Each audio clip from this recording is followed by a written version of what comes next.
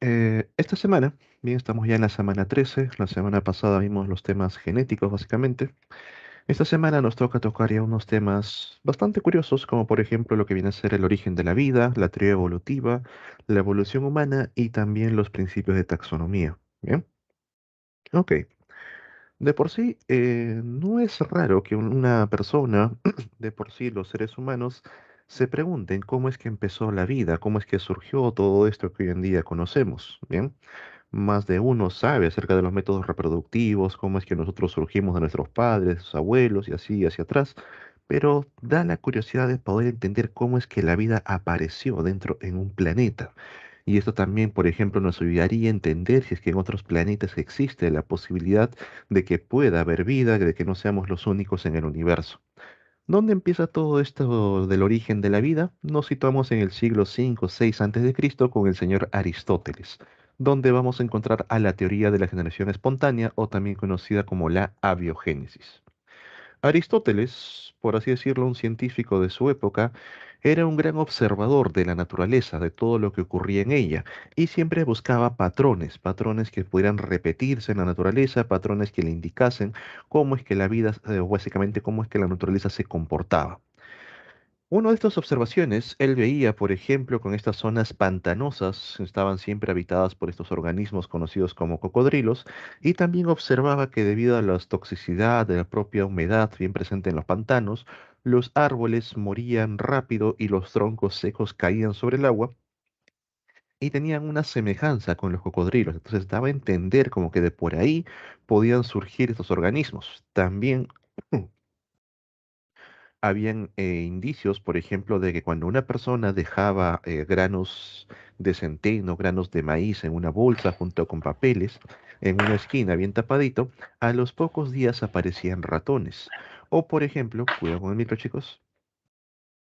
O, por ejemplo, que cuando empezaba a llover y se formaban charcos de barro, en estos charcos de barro tendían a aparecer lombrices. Bien, entonces daba la sensación de que la materia inanimada daba origen a los seres vivos, gracias quizás a una intervención divina, a lo que Aristóteles plantea de que la vida surge de la materia inanimada o sustancias en putrefacción. Bien, de ahí también surgen las ideas alquimistas, donde a partir de compuestos inorgánicos, a partir de metales, a partir de piedras preciosas, podemos formar, digamos, por así decirlo, la vida. Bien, esta idea, que surgió en el siglo 5 o 6 antes de Cristo, perduró durante muchos años. Grandes científicos que nosotros conocemos, como Isaac Newton, entre otros, fueron partidarios de esta idea de la generación espontánea.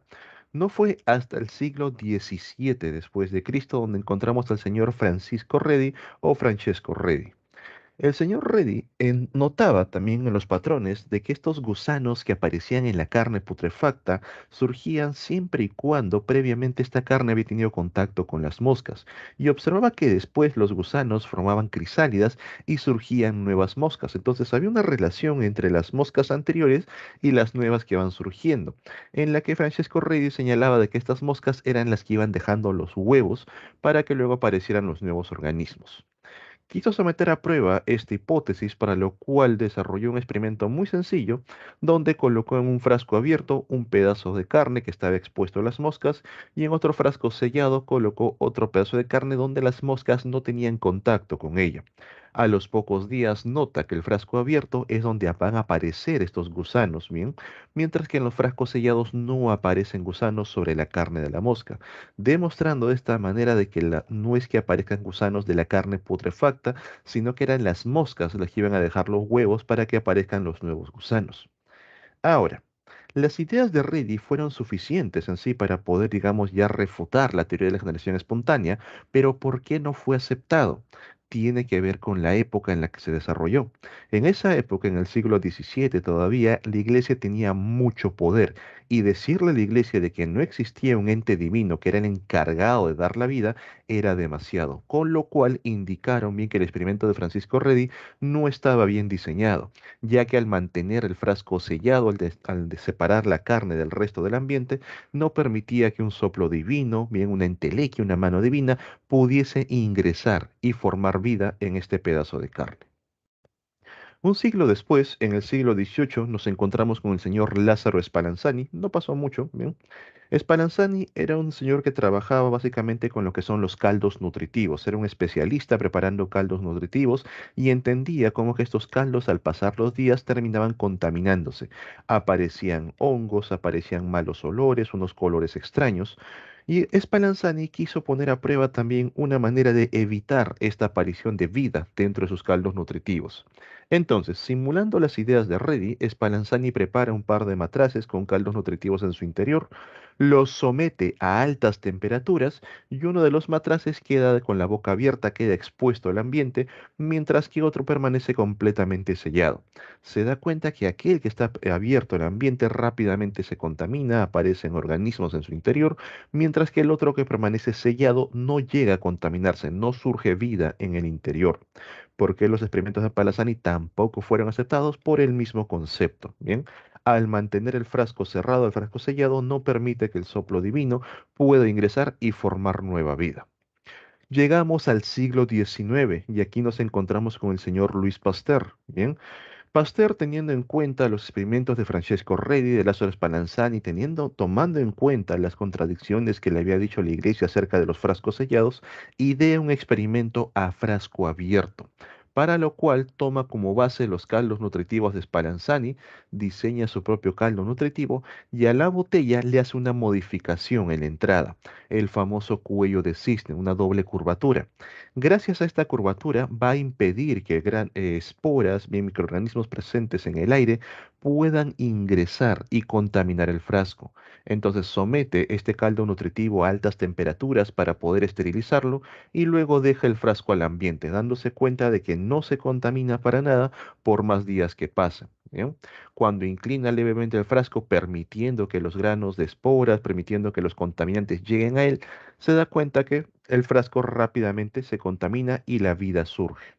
Bien, gracias a los experimentos de Luis Pasteur, que fue un experimento a frasco abierto, se refuta completamente la teoría de la generación espontánea, de la abiogénesis. Bien, la vida no surge de la nada, sino que surge de organismos que previamente han dejado huevos, han colocado esporas, bien, o han logrado contaminar estos ambientes.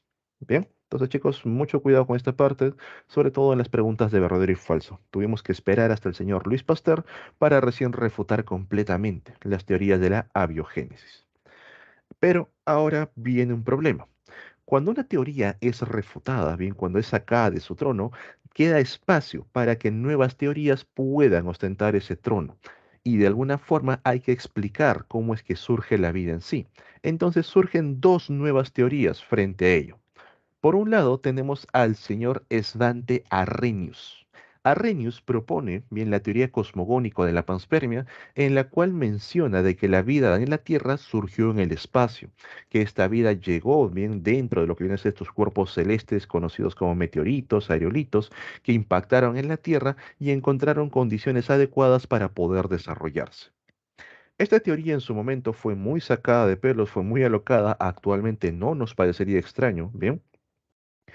Frente a lo cual el señor Arrhenius se ganó bastantes detractores, que le indicaron, por ejemplo, los siguientes. Señor Arrhenius, el espacio no tiene las condiciones adecuadas para que la vida pueda sobrevivir. La vida tiene que enfrentarse a las condiciones de radiaciones ultravioletas, radiaciones cósmicas, las condiciones de vacío, bajas temperaturas, todo ello, y no puede vivir bajo dichas condiciones. A lo que Arrhenius señala que quizás la vida no viajó como nosotros la conocemos en la Tierra, bien bajo la forma de un organismo, sino tal vez bajo la forma enquistada o bajo la forma de esporas. ¿Bien? Y tal vez la vida viajó dentro del interior de un cuerpo celeste, no en la manera superficial, con lo que pudo estar mucho más protegido frente a las condiciones espaciales. Bien. Actualmente nosotros hemos descubierto organismos que sí pueden soportar las condiciones de vacío del espacio. Hablamos de los tardígrados. Entonces es posible de que algunos organismos puedan viajar en estos cuerpos celestes. Otros detractores indicaron, por ejemplo, lo siguiente. Señor Arrhenius, ¿bien? Al momento que un cuerpo ingresa a la Tierra, debido a la presencia de la atmósfera, esta fricción produce altas temperaturas y de por sí ni siquiera las esporas pueden sobrevivir a altas temperaturas. ¿Cómo es que la vida pudo haber llegado del espacio si tenemos esta barrera protectora? A lo que Arrhenius señala, bien, la atmósfera primitiva no es igual a la atmósfera actual. Una atmósfera en formación todavía es una atmósfera muy débil, no hay mucha presencia de partículas, mucha presencia de gases, con lo que el rozamiento no siempre va a estar presente, como por ejemplo lo que ocurre en la Luna. La Luna no tiene atmósfera propia, a lo cual cuando llegan los cuerpos celestes, estos no generan un destello, no aparece esa línea de estrellas fugaces, bien, sino que directamente impactan en la superficie, generando los cráteres. Pero señor Arrhenius, cuando un cuerpo impacta a altas velocidades, genera una deformación, lo cual también genera bastante temperatura, bastante calor. Estos cuerpos celestes que ingresaron a la Tierra pudieron haber impactado en los océanos primitivos, con lo que la pérdida de velocidad no fue instantánea, sin generar tanto calor, y aparte el agua actúa como termorregulador, amortiguando esos cambios de temperatura y permitiendo que la vida pueda ser transportada a través de meteoritos. Bien. Entonces, señores, la teoría de Arrhenius es cierto que tiene varios puntos débiles donde tenemos que hacer suposiciones, tenemos que, digamos, enfrentarnos a condiciones especiales, pero sigue siendo válida, sigue siendo viable y hoy en día es aceptada, es una de las teorías aceptadas. No ha sido refutada completamente. El único problema de la teoría de Arrhenius es que no explica cómo surge la vida en sí. Da una idea de cómo es que la vida llegó a la Tierra, bien, de otro planeta, pero no cómo surgió en dicho planeta. Bien. En comparación con la teoría cosmogónica y otra de las teorías fuertemente aceptadas, viene a ser la teoría quimiosintética o la evolución química propuesta por Alexander Oparin.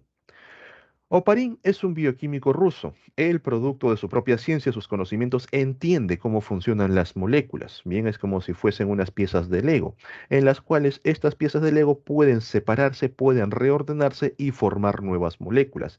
Y esto le da una idea de cómo pudo haber surgido la vida, bien, de manera química en la parte terrestre. Oparín señala el origen de la vida en tres etapas. Bien, Oparín señala que la Tierra primitiva contaba con los materiales necesarios para formar la vida.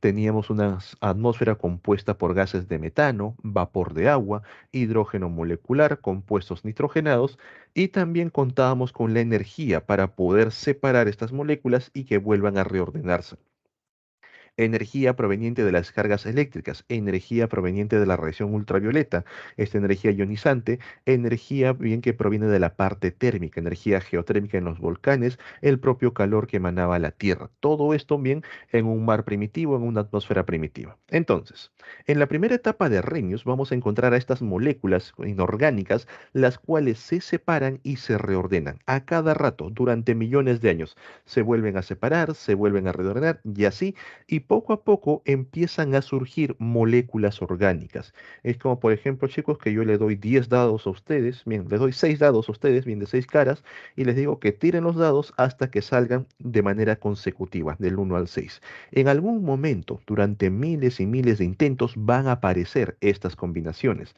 De igual manera, aparecen las primeras moléculas orgánicas. Bien, entonces en la primera etapa de Oparín, por temas del azar surgen moléculas orgánicas. Pero las moléculas orgánicas no resisten mucho las condiciones ambientales. Ustedes, por ejemplo, alguna vez han derramado alcohol sobre la mesa, han derramado un poco de jugo de limón y van a notar cómo en cuestión de minutos, en cuestión de horas, esto se evapora y ya cambió a otro tipo de sustancia. Lo mismo ocurría con las primeras moléculas orgánicas. Aparecían y rápidamente desaparecen, no resistían a las condiciones bien presentes en la Tierra primitiva. Pero, producto también de estos miles de años de aparecer y desaparecer, algunas moléculas inorgánicas, algunas de estas primeras moléculas orgánicas adquieren capacidad catalítica, tienen la capacidad de poder modificar su entorno. Gracias a estas modificaciones sobreviven más tiempo, pueden aguantar mucho más. Entonces siguen apareciendo y desapareciendo muchas moléculas, pero algunas ya van como, entre comillas, sobreviviendo, durando más tiempo. La tercera etapa de Oparín indica que estas moléculas orgánicas empiezan a agruparse entre sí, empiezan a trabajar de manera simbiótica, logrando ser mucho más complejas, sobrevivir más tiempo y poco a poco adaptarse a estas nuevas condiciones. ¿Bien? De todo este proceso van a surgir un grupo de organismos que vendría a ser el punto intermedio entre las moléculas orgánicas y las primeras células, a lo que Oparín denominó los llamados coacervados. Bien. Entonces, son tres etapas las que describe Oparín. Primero, aparecen moléculas orgánicas productos del azar. Aparecen y desaparecen con la misma. Segundo, estas moléculas orgánicas adquieren capacidad catalítica, pueden modificar su entorno para poder sobrevivir mucho más. Y tercero, se empiezan a agrupar entre sí, se hacen cada vez más complejas, llegando a formar al organismo intermedio entre las primeras células y las moléculas orgánicas, los llamados coacervados. Bien. Todo esto Oparin lo plantea de manera teórica, él no realizó ningún tipo de experimento. Las ideas de Oparin van a ser puestas a prueba gracias a los experimentos de Miller y Urey, los cuales someten a discusión la primera etapa de Oparin, solamente la primera, demostrar que de alguna forma, bien por producto del azar, las moléculas orgánicas pueden surgir a partir de compuestos inorgánicos. Para ello, Miller y Urey simulan en laboratorio las condiciones primitivas descritas por Oparin, van a colocar dentro de un recipiente lo que viene a ser metano, vapor de agua, hidrógeno molecular y compuestos nitrogenados. Van a someter pequeñas descargas eléctricas simulando la energía presente en la Tierra primitiva y al momento que analizan la muestra, bien, cuando van a tomar estas muestras, se dan cuenta de que sí hay moléculas orgánicas, de que sí es posible de que aparezcan bien compuestos orgánicos a partir del azar, demostrando que la primera etapa de Oparin es viable. Bien, la segunda y tercera etapa puede llevar miles, millones de años hasta que estas moléculas adquieran capacidad catalítica hasta que se agrupen entre sí. Bien. Hoy en día, entonces, estas dos teorías son aceptadas, tanto la teoría quimiosintética, que tiene bastante base, bastante ciencia, como también la teoría cosmogónica de la panspermia, que tiene puntos débiles, pero no es refutada al 100%. Nosotros, por ejemplo, hoy en día tenemos las misiones de los rovers en la parte de Marte, y si por ahí encontrásemos, digamos, pues, algo así, compuestos orgánicos muy similares a las de la Tierra, apoyaría mucho más a la teoría cosmogónica que a la propia teoría quimiosintética, ya que de alguna manera se podría mencionar que quizás tendríamos un planeta base donde surgió la vida de manera quimiosintética, el planeta fue destruido y varios meteoritos con partículas de vida fueron esparcidas en el espacio, cayendo en distintos planetas. Quizás en Marte surgió vidas hace millones de años, producto del impacto de estos meteoritos, luego desapareció porque las condiciones ya fueron desfavorables. En la Tierra también cayó, encontró condiciones adecuadas y desarrolló todo lo que hoy en día conocemos. Bien, entonces como se dan cuenta, las dos teorías no tienen, hoy en día no tienen nada de alocadas. La quimiosintética puede que muchos piensen que es la teoría absoluta, la que explica todo, pero no, no es la única. Y eso hay que tener mucho cuidado en verdadero y falso. Bien. Bien, chicos, ¿alguna duda, alguna consulta sobre el origen de la vida? ¿Todo bien, todo claro con las tres teorías? Todo claro, profesor. Correcto. Bien. Ok. Ahora, no a todos los científicos les interesó lo que viene a ser el origen de la vida, ya que muchos de ellos veían que era un camino sin salida, era una ciencia sin sentido, y otros simplemente por sus propias creencias religiosas no le dieron importancia al origen de la vida. Bien, simplemente un Dios lo creó todo y se acabó. Pero se interesaron respecto a los seres vivos, a las variantes que existían. Por ejemplo, ustedes cuando han ido a un zoológico han visto distintos tipos de animales, donde muchos de ellos tienen características similares. Por ejemplo, ves una llama, una alpaca, bien, se parecen mucho, tienen cierta similaridad con los caballos, las cebras, entonces como que no te llama la atención, pero por ejemplo, ves una jirafa, un cuello muy alargado, que es algo bastante extraño. Ves un rinoceronte con su cuerno, cosa que otros animales no presentan. O por ejemplo, ves un canguro con su marsupio, esa bolsita que tiene en el estómago, que también es algo peculiar. Todo eso llama la atención para entender cómo es que estos organismos han surgido.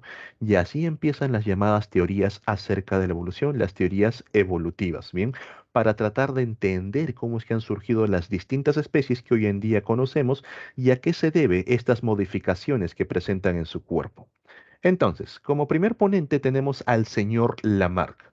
Lamarck en su libro, atentos con este juego de palabras, bien, Lamarck en su libro Filosofía Zoológica propone la hipótesis del uso y desuso de las partes como parte de la teoría herencia de los caracteres adquiridos. Bien, tener mucho cuidado con esto porque también lo he encontrado en preguntas de verdadero y falso. El libro es filosofía zoológica. La hipótesis es el uso y desuso de las partes y la teoría en sí viene a ser la herencia de los caracteres adquiridos. El señor Lamar propone que al momento que los organismos, bien, esta es su hipótesis, al momento que los organismos van a utilizar ciertas partes, lo desarrollan mucho más frente a otras estructuras que no utilizan y que poco a poco van siendo vestigiales, bien, van quedando de manera secundada. Esto se observa, por ejemplo, a nivel de las jirafas dentro de sus ejemplos. Él señala que las jirafas primitivas, las jirafas antiguas, tenían un cuello corto similar al de los caballos, al de las cebras. Estas jirafas, al momento que se alimentaban de las hojas en las copas de los árboles, querían llegar cada vez más y más arriba, con lo que empezaban a utilizar el cuello, lo estiraban cada vez con más fuerza, y así, generación tras generación, el cuello se fue alargando hasta lo que conocemos hoy en día, un cuello bastante largo. Bien. Recordar que en las épocas de Lamarck se desconocía mucho sobre lo que tiene que ver con la parte de la genética, con la parte de la herencia, las leyes de la herencia y sobre todo cuáles son las restricciones para poder heredar ciertas características, ¿bien? Con lo que estas ideas digamos que tuvieron cierto sentido, pero hoy en día no son aceptadas. Directamente, el utilizar o no una parte va a permitir adaptaciones, eso es correcto. Por ejemplo, si nosotros empezamos a tocar guitarra todos los días, vas a notar cómo es que empiezas a tener la aparición de callitos a nivel de los dedos, empieza a endurecer el tejido, es un proceso adaptativo, es algo particular de los seres vivos. Pero eso no significa que al momento que yo tenga descendencia, al momento que tenga hijos, estos nazcan con callos en los dedos, ya que esta adaptación no ha llegado al nivel genético, no tiene sentido. Por ejemplo, ustedes, señoritas, supongo que todos ustedes ya han tenido perforaciones en las orejas desde pequeñas, sus madres también lo han tenido, sus abuelas también, y así hacia arriba, la generación femenina principalmente, pero no por ello sus hijas van a nacer ya con orejas perforadas, ya que este tipo de cambios no llega al nivel genético. Bien, entonces las ideas de Lamarck fueron basadas básicamente en el conocimiento de la época, pero hoy en día no es aceptado. Ese tipo de herencia no se da. Luego tenemos a las ideas de Darwin, el señor Charles Darwin, el cual propone la teoría sobre el origen de las especies. ¿Cómo así llega a estos conceptos? Para empezar, Darwin, cuando era joven, fue un hijo de un médico famoso, también llamado Charles Darwin en la época, el cual, perdón chicos, el cual al notar que su hijo no era afín en la medicina, porque siempre quiso que también estudiase medicina, quizás a algunos se les haga familiar este concepto, bien, al ver que Darwin no tenía esa afinidad, no tenía ese interés por la medicina, decide mandarlo de viaje por el mundo para ver qué cosa le interesa para que pueda desarrollarse. Entonces Charles Darwin queda bajo la supervisión de un capitán al mando del Challenger.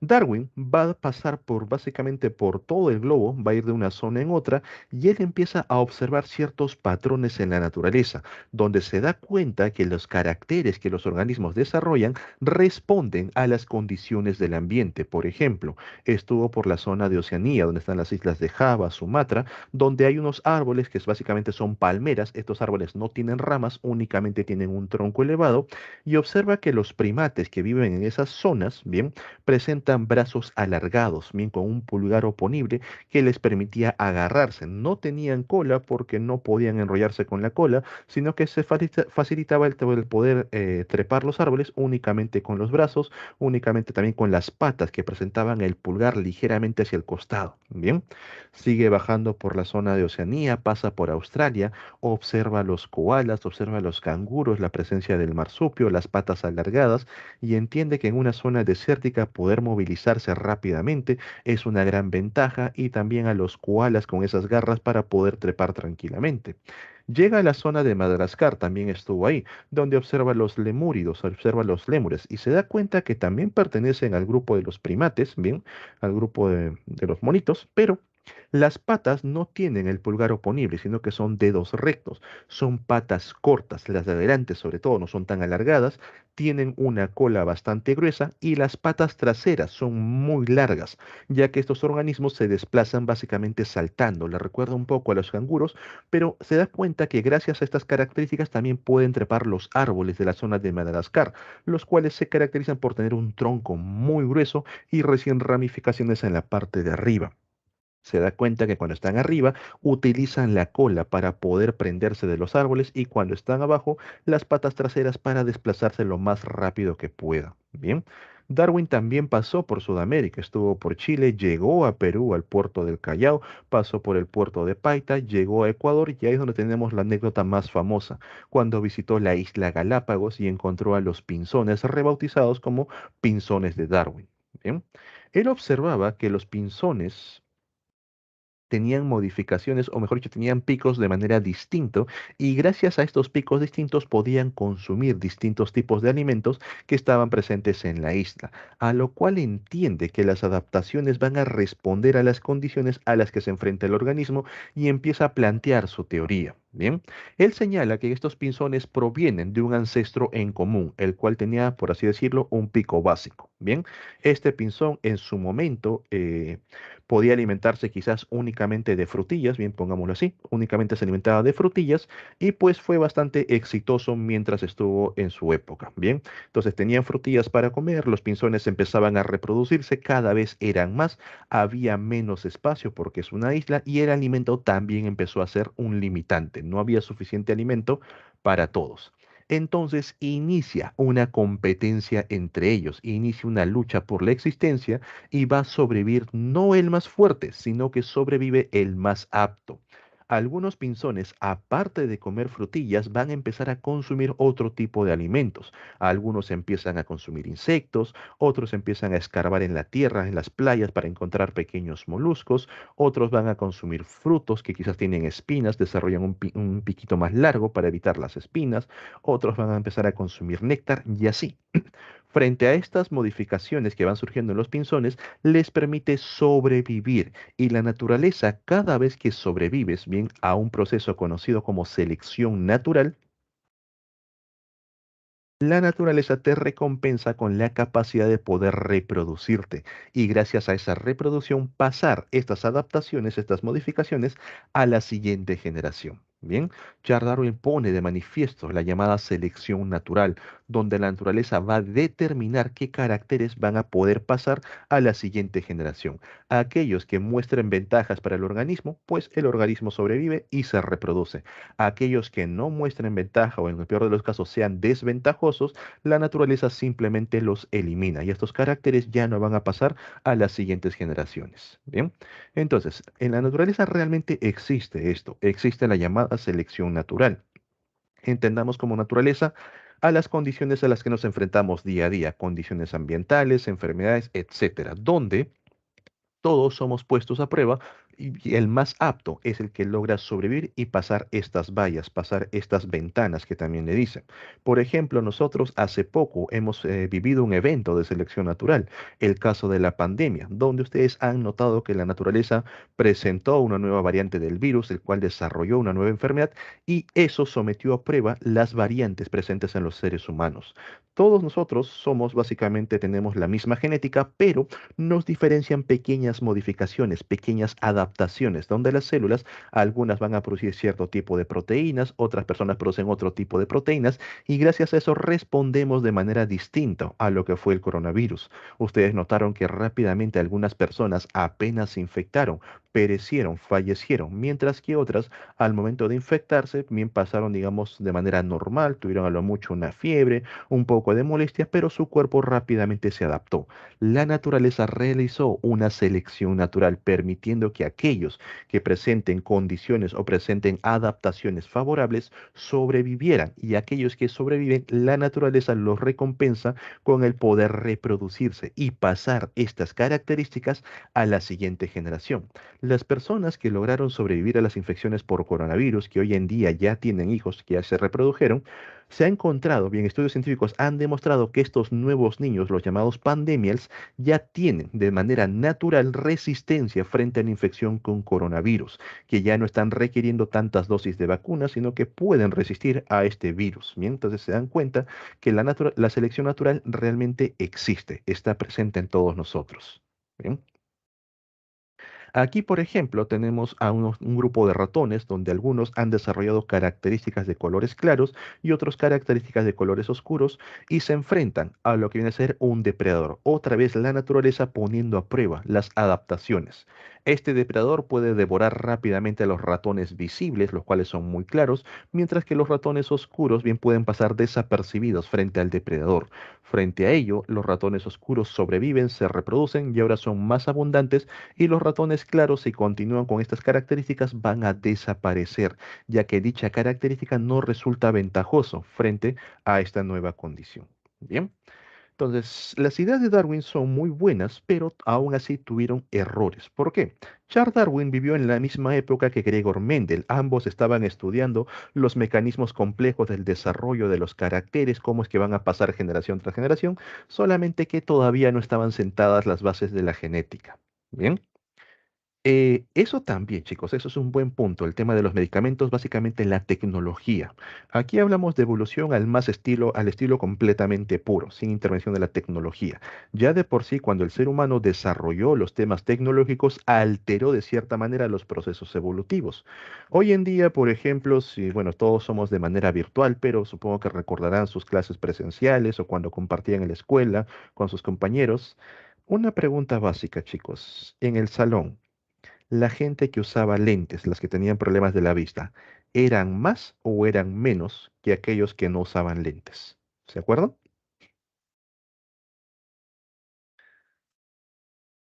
Yo sí recuerdo claramente porque observé estos cambios. No sería selección natural, sigue siendo selección natural, ya que la naturaleza pone a prueba, pero en este caso el ser humano también puede defenderse con su tecnología, desarrollar tecnología, lo cual no está prohibido. Bien.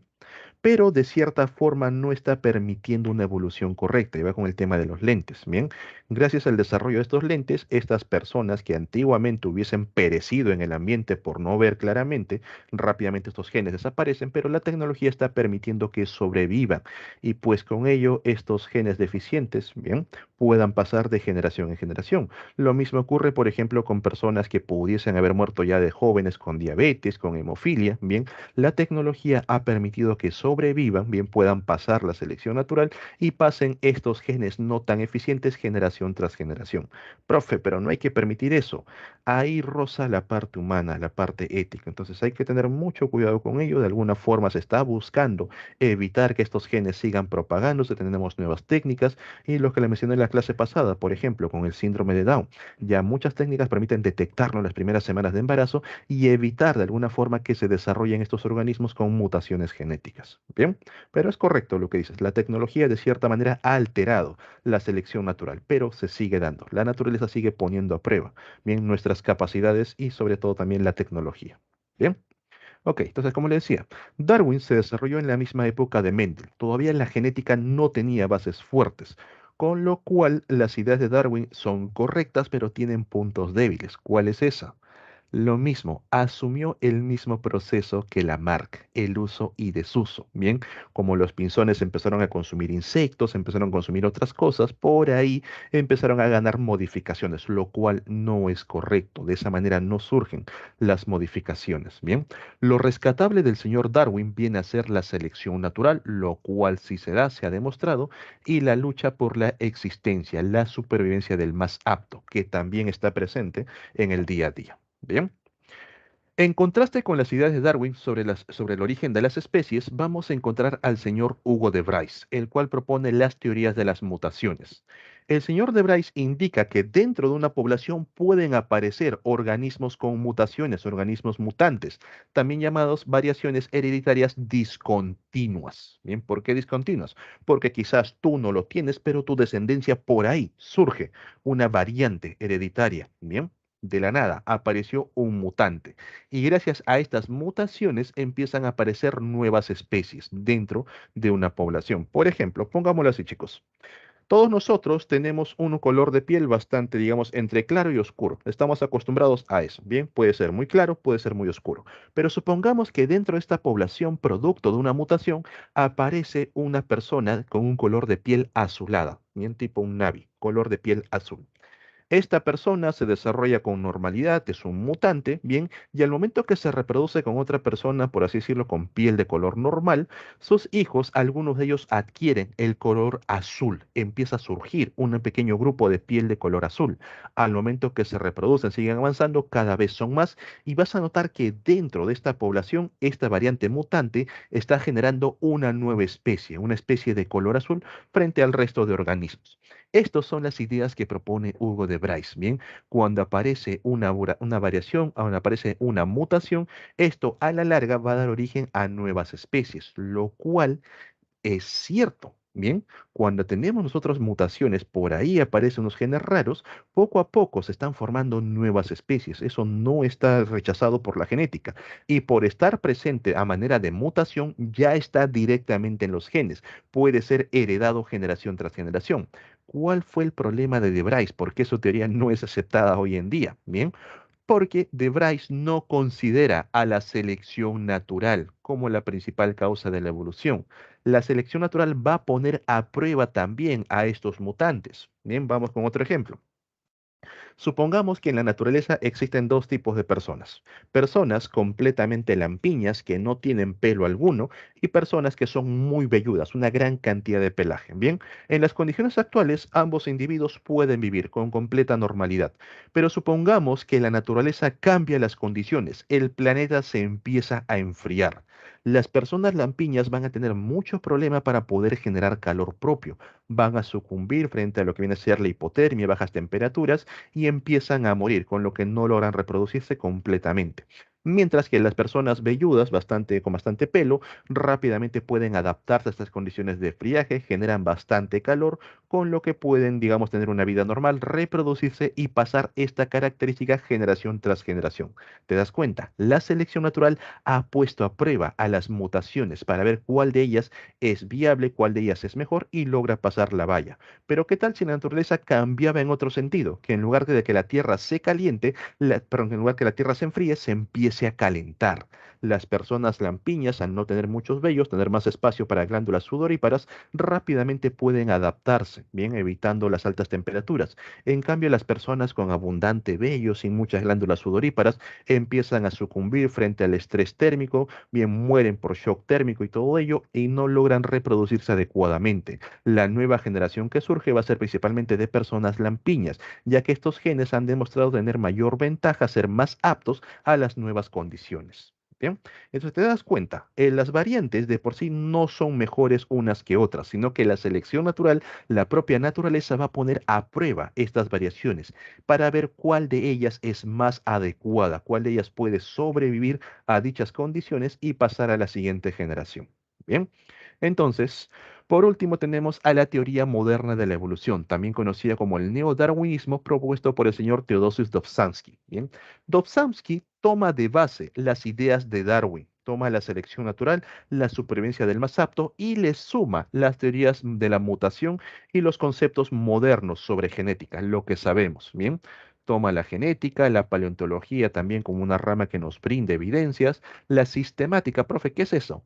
¿Has visto los árboles evolutivos como a partir de un organismo antiguo se empiezan a diversificar las ramas? Eso es parte de la sistemática. Bien, rechaza la teoría de los caracteres adquiridos. De esta manera no se van a formar las nuevas adaptaciones, por si acaso. Bien, ya no se basa en un individuo, sino en una población. Acuérdate, es una población de personas lampiñas, una población de personas velludas. Bien, por ahí pueden aparecer mutaciones, pero la naturaleza siempre va a poner a prueba esas características. Bien, las mutaciones aportan variabilidad sobre la que actúa la selección natural. Sí o sí, la naturaleza va a poner a prueba si eso es o no es ventajoso. Bien, entonces el neodarwinismo engloba básicamente a las teorías evolutivas. Toma a la teoría darwiniana, le suma las variaciones aleatorias y pone también de manifiesto a la selección natural como el principal agente de lo que viene a ser la formación de nuevas especies. Bien. Entonces, chicos, no se olviden estas cuatro teorías que surgieron sobre la evolución, pero la que rige actualmente es la teoría moderna de la evolución o también conocido como neodarwinismo. ¿Bien? Ok, ahora, a todo esto.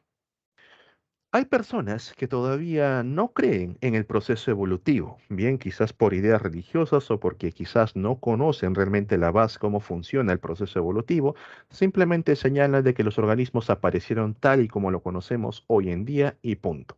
Bien, ¿y eso por qué? Porque nosotros para evidenciar un proceso evolutivo puede llevar miles a millones de años. Bien, actualmente chicos, preguntan, ¿los seres humanos están evolucionando? ¿Están surgiendo individuos humanos con capacidades distintas a las del resto? ¿Conocen algún caso en peculiar? La respuesta más rápida supongo que es no, ¿cierto? No tienen, digamos, mucho conocimiento si los seres humanos están evolucionando, están cambiando, pero la verdad es que sí. Y Nat Geo, National Geographic, sacó en uno de sus artículos un estudio muy interesante sobre las personas, por ejemplo, que viven en la zona en la zona de Oceanía, que principalmente son pescadores. Pregunta básica, chicos, algo rápido. Ustedes, ¿cuánto tiempo aguantan bajo el agua? ¿Cuánto es el máximo en minutos con segundos que aguantan bajo el agua? Cuando han ido a nadar, cuando han ido a la playa este verano. El Apen. ¿Cuánto tiempo aguantan bajo el agua, señores? 3 minutos, aceptable, correcto. ¿Bien? ¿El resto? Creo que 4 es el máximo promedio. ¿Sabían que hay personas que aguantan 30 minutos bajo el agua sin ningún Solo equipo ni tres nada de ello? minutos. ¿Sí? 3 minutos, 4 minutos es el aceptable, ya en ese momento ya estás haciendo hipoxia, bien tu cerebro empieza a morir. Hay personas que aguantan hasta 30 minutos y esto es algo novedoso que llamó la atención de la ciencia, ¿bien? Estas personas que viven en la parte de Oceanía se dedican mucho a los temas que vienen a ser, o sea, básicamente dependen de la pesca, bien, ellos pescan bajo el agua con sus, bueno, sus arpones y todo ello, no tanto con redes. Y querían entender los científicos cómo es que estas personas logran aguantar tanto tiempo bajo el agua. Empezaron a hacer estudios genéticos, empezaron a hacer estudios fisiológicos, anatómicos, y se dieron cuenta que estas personas a lo largo del tiempo, como vivían estas comunidades, bien, habían generado adaptaciones que llegaron a los temas genéticos. ¿Bien? El apéndice es necesario. La alopecia, supongo que te refieres, a la pérdida de cabello, también ya lo vimos en la clase pasada. Bien, pero vamos a regreso con las personas. ¿Qué modificaciones encontraron ellos? Número uno, el vaso. Era un vaso gigante, un vaso enorme. Y profe, ¿qué tiene que ver el vaso? Gracias a este vaso bastante grande, producían una gran cantidad de glóbulos rojos, los cuales aumentaban la capacidad de oxígeno en sangre. Es por eso que estas personas podían aguantar mucho tiempo bajo el agua. Bien, siguen siendo especie humana, se pueden seguir reproduciendo con el resto de seres humanos porque todavía no han formado una nueva especie, pero ya estamos evidenciando modificaciones que a la larga, quizás a miles, millones de años, puedan formar una nueva especie, humanos adaptados completamente a un ambiente acuático. Y no solo eso, se ha observado también que estas personas, bien incluso los niños, presentan una membrana extra a nivel de los ojos, como si fuesen los cocodrilos. Gracias a esta membrana pueden ver mucho mejor bajo el agua. Cuando tú estás bajo el agua, intentas ver a través de tus lentes o bien tus gafas o directamente con los ojos, vas a notar que sufres el proceso de refracción. Cuando quieres agarrar un objeto que se encuentra bastante cerca, realmente está mucho más lejos. La refracción es de 3 a 4. Lo que parece que está a 3 metros está a 4. Estas personas, gracias a esta nueva membrana, no tienen ese problema, sino que directamente pueden calcular las distancias bajo el agua. ¿Te das cuenta? El proceso evolutivo se sigue dando, se sigue surgiendo. Nosotros pasamos por todo ello. Bien, pero de manera general, chicos, nosotros tenemos evidencias que apoyan a las teorías evolutivas. Por ejemplo, la paleontología nos ha brindado lo que viene a ser los organismos fósiles. Bien, esto surge sobre todo cuando se están formando las nuevas ciudades, las grandes urbes, para formar estos nuevos edificios, empiezan a cavar en el suelo y encuentran huesos gigantes, huesos grandes que no corresponden con ningún animal conocido y que en un principio se pensaron que eran monstruos, bien monstruos antiguos, monstruos mitológicos que habían fallecido y ahí estaban sus restos. Empezaron a guardar estos huesos, no tenían alguna idea de saber cuándo había muerto, desde cuándo estaban los huesos ahí, hasta que se inventó algunas técnicas de datación, como por ejemplo el radiocarbono 14. Todos nosotros, de manera normal, tenemos carbono radiactivo en nuestro cuerpo, el llamado carbono 14. Bien, frente a esto, ¿de dónde lo adquirimos? Viene de las partículas radiactivas que provienen del Sol y las plantas por fotosíntesis lo asimilan. Bien, entonces tú tienes partículas de carbono 14 en tu cuerpo, las cuales por ser radiactivas van cambiando y se va perdiendo. Pero como estás vivo, sigues consumiendo alimentos, sigues consumiendo plantas, recuperas ese carbono radiactivo. Bien, se mantiene alto. Al momento que un organismo muere, ya no va a recuperar ese carbono radiactivo y entonces a medida que va pasando el tiempo que el cuerpo se va descomponiendo, el carbono va disminuyendo. Ahí. Los científicos han encontrado que hay una relación directa entre cuánto carbono falta y el tiempo que ha pasado. Gracias a eso pueden datar a los fósiles, saber desde cuándo el organismo ha fallecido aproximadamente, claro, con un pequeño error, y tener en cuenta la antigüedad. Gracias a esto hemos podido organizar a los fósiles y nos damos cuenta que hay un patrón de cambio, un patrón evolutivo hasta organismos que hoy en día conocemos, como por ejemplo los cetáceos. Bien, ahora sabemos que los cetáceos como mamíferos marinos primero surgieron en la tierra, era una especie de mamíferos cuadrúpedos terrestres, los cuales poco a poco se fueron adaptando a condiciones acuáticas, las patas traseras ya no cumplían una función y finalmente desarrollaron únicamente el cuerpo del cetáceo. Profe, pero esa es hipótesis del uso y desuso. No. Bien. Para entenderlo mucho mejor, hubo organismos que por modificaciones las patas nacieron más cortos, bien con una cola mucho más gruesa, mientras que otros todavía tenían las patas más grandes con una cola más delgada. Cuando se enfrentaron a condiciones acuáticas, las que tenían cola gruesa, patas cortas, demostraron ser mucho más adaptados a estas condiciones, con lo cual sobrevivieron, se reprodujeron y pasaron esta característica generación tras generación.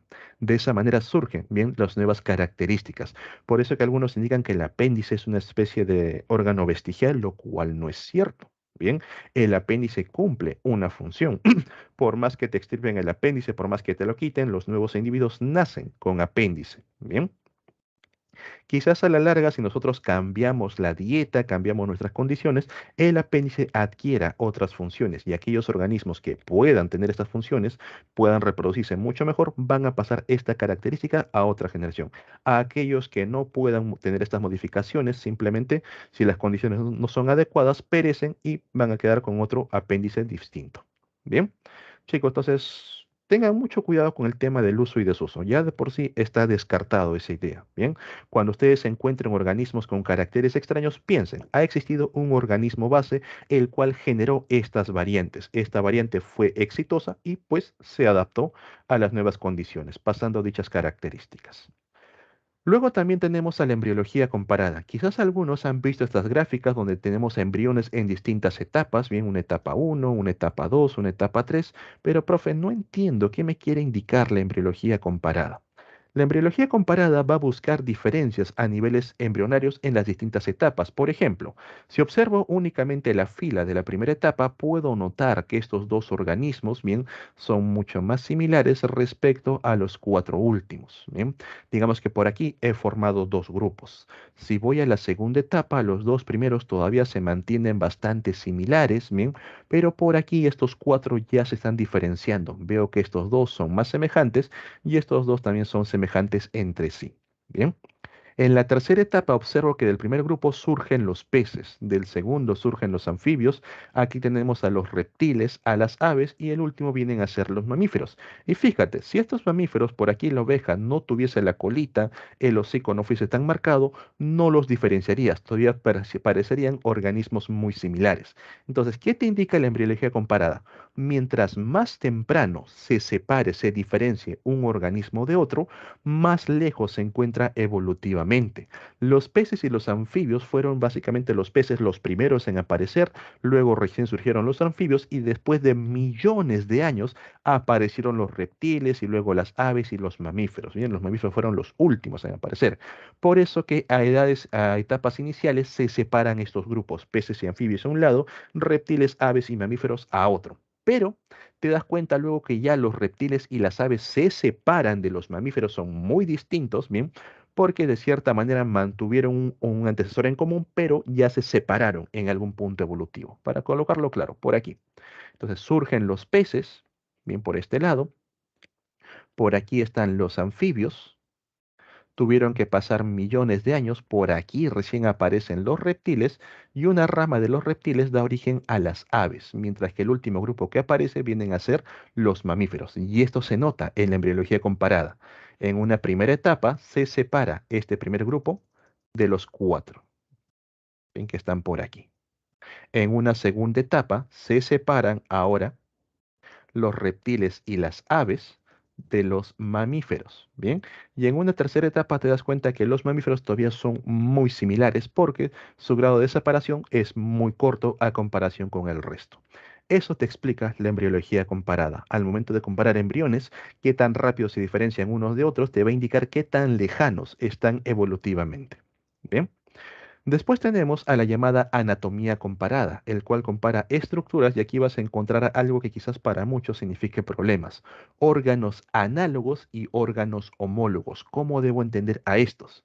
Los órganos análogos son aquellos que cumplen la misma función,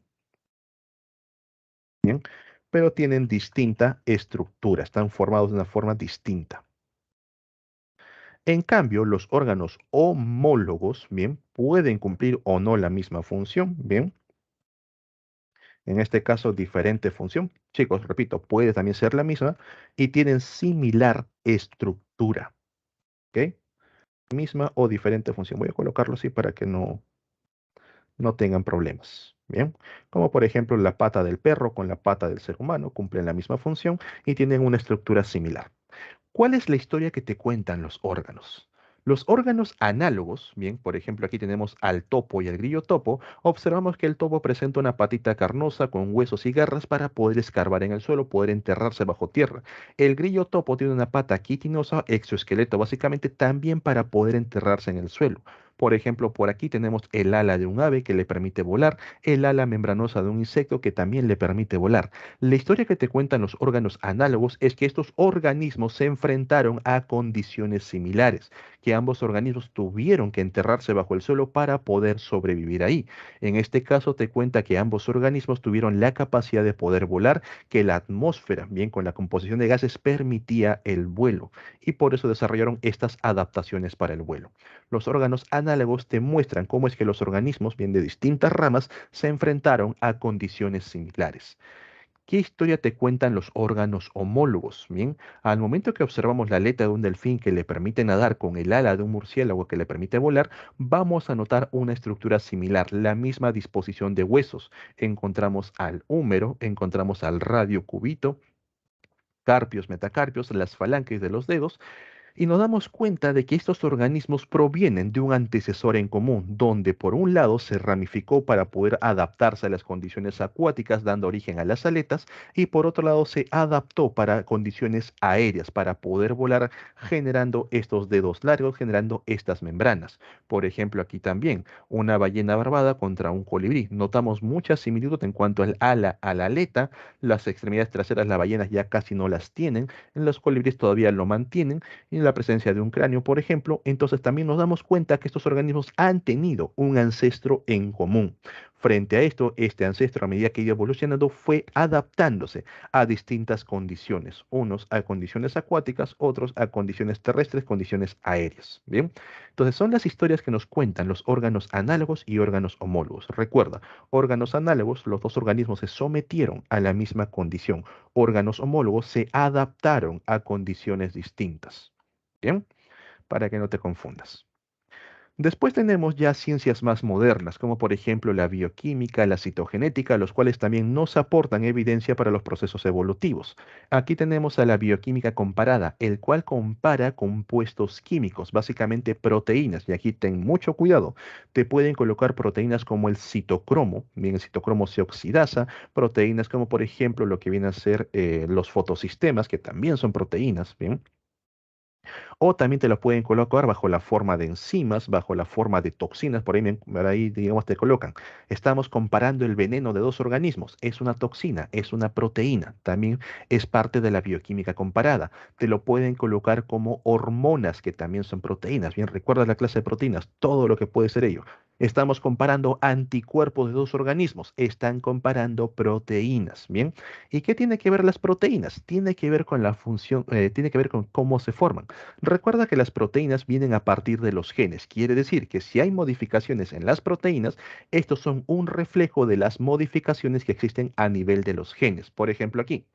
En el caso de estos cuatro animales, la vaca, el cerdo, el cordero y el caballo, para formar una proteína conocida como insulina, que es una hormona, bien, a nivel genético han formado largas cadenas de aminoácidos, los cuales la mayoría son iguales, pero notamos diferencias en los aminoácidos 8, 9 y 10, donde la vaca y el cordero tienen dos aminoácidos similares, el 8 y el 10, y el aminoácido número 9 distinto. El cerdo y el caballo de igual manera tienen dos aminoácidos bastante similares y el 9 bien distinto. ¿Qué quiere decir? Que la vaca y el cordero están más emparentados, igual el cerdo y el caballo están más emparentados, pero entre ambos mantienen el aminoácido 9. Quiere decir que también presentan un ancestro en común. Bien, la bioquímica comparada te ayuda a entender también estos procesos, pero solamente en productos químicos, principalmente proteínas.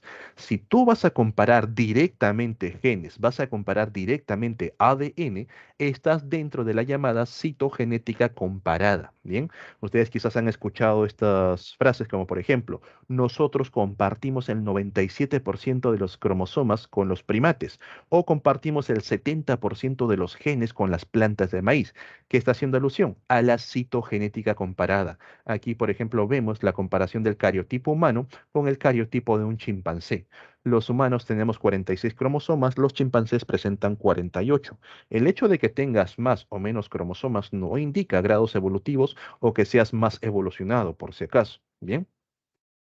En este caso señala, por ejemplo, que el cromosoma 2 de los chimpancés en algún momento se fusionó para formar el cromosoma 2 de los humanos. Podemos notar que algunos cromosomas mantienen mucha similaridad, como por ejemplo el cromosoma 11, es muy similar entre ambos, el cromosoma tal vez el 18, el cromosoma 14, el 13, lo que indica que somos muy emparentados, pero también ya hay diferencias claras, como por ejemplo en el cromosoma sexual Y, donde el de los chimpancés es mucho más pequeño, en el cromosoma 2, que es bastante obvio, bien, el cromosoma 15, que también ya se nota la diferencia, bien, entonces, de cierta forma, nosotros mantenemos cierto parentesco, pero también nos hemos diversificado. La citogenética también te apoya con esos procesos.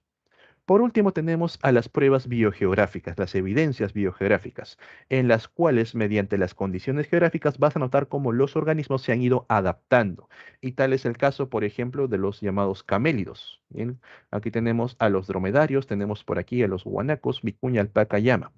Hay una teoría que señala que los camélidos surgieron en la parte de África y luego se desplazaron a través del estrecho de Bering para llegar finalmente a Sudamérica, mientras que otra teoría indica de que proviene incluso desde la época de Pangea, cuando eran uno solo, pero lo cual es extraño porque básicamente ya son mamíferos y eran raros en esa época. Entonces, los camélidos que surgen en la época de en el que surgen en África, se enfrentan a condiciones de altas temperaturas, un suelo arenoso, donde la comida escasea. Tienen que caminar largas distancias para encontrar nuevas fuentes de comida, nuevas fuentes de agua. Para evitar hundirte en la arena, observa las patas. Son patas gruesas, patas amplias, bien, las pezuñas sobre todo.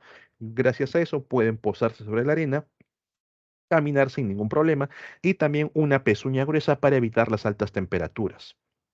Como hace mucho calor, el organismo no desarrolla mucho pelo y tampoco puede tener grasa repartido por todo el cuerpo, pero necesita gran cantidad de grasa ya que va a caminar largas distancias hasta que nuevamente obtenga una fuente de alimento. Entonces, ¿qué ha desarrollado? Una joroba, bien, una gran cantidad de grasa acumulada en un sitio para que no pueda calentar a todo el cuerpo, para que el animal también tenga reservas hasta que encuentre su siguiente fuente de alimento.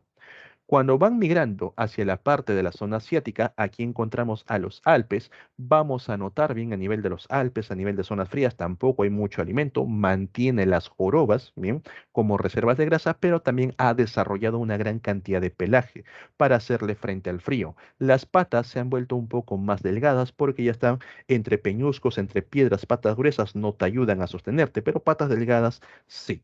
Cuando llegan a la parte de Sudamérica, aquí encontramos a los Andes y vamos a notar que estos organismos a nivel de las pezuñas son pezuñas delgadas porque están en lugares muy abruptos, muy escarpados y con estas pezuñas delgadas pueden caminar sin ningún problema. Desarrollan abundante pelaje, bien, y también la grasa está repartida por todo el cuerpo para, por un lado, actuar como aislante térmico y por otra parte como reserva de energía, ya que en la zona andina, altoandina sobre todo, los pastizales, digamos que abundan hasta cierta altura, pero más allá de ello ya empiezan a escasear. Únicamente encontrarían al icho. Bien, entonces las pruebas biogeográficas también te aportan conocimiento de cómo los organismos se han ido adaptando a las condiciones en las cuales viven. Y todo esto proviene de un antecesor, de un ancestro en común. Lo mismo lo encontramos con estas aves. Bien, tenemos aquí al avestruz, al emú, al ñandú en la parte de Sudamérica, al kiwi, y estos que no recuerdo el nombre, creo que son casuaris, y los cuales, chicos, si algún día se encuentran, si viajan a Australia, aléjense de esta ave. Es un ave mortal, tiene unas patas muy gruesas con unas uñas muy afiladas y ya ha habido ataques a seres humanos. Bien, matan humanos sin ningún problema. ¿Ok? Entonces, todos estos organismos también de alguna forma tienen un ancestro en común. Notamos la similaridad entre estos, entre todos ellos, pero se han adaptado a las condiciones de su propio medio. Bien. Entonces, si por ahí alguna persona te pregunta si la evolución es o no es real, tú ya tienes pruebas para poder, digamos, decirle que sí, hay evidencia evolutiva, de que los organismos no son los mismos bien todo el tiempo, sino que van cambiando, van modificándose. Bien, ¿alguna duda, alguna consulta sobre las pruebas evolutivas? ¿Algo que no haya quedado claro?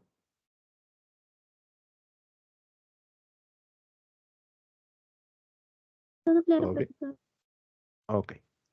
Ahora, dentro de la evolución también nosotros tenemos que hablar acerca de los mecanismos de la evolución. Bien, gracias a estos mecanismos vamos a encontrar nosotros con la microevolución, la macroevolución y cuáles son los mecanismos. Pues lo que ya mencionamos, selección natural, la mutación, las migraciones cuando pasan de un punto a otro, lo hemos visto aquí en las pruebas geográficas, y todo eso da origen a la especiación. ¿Qué es eso? La formación de nuevas especies.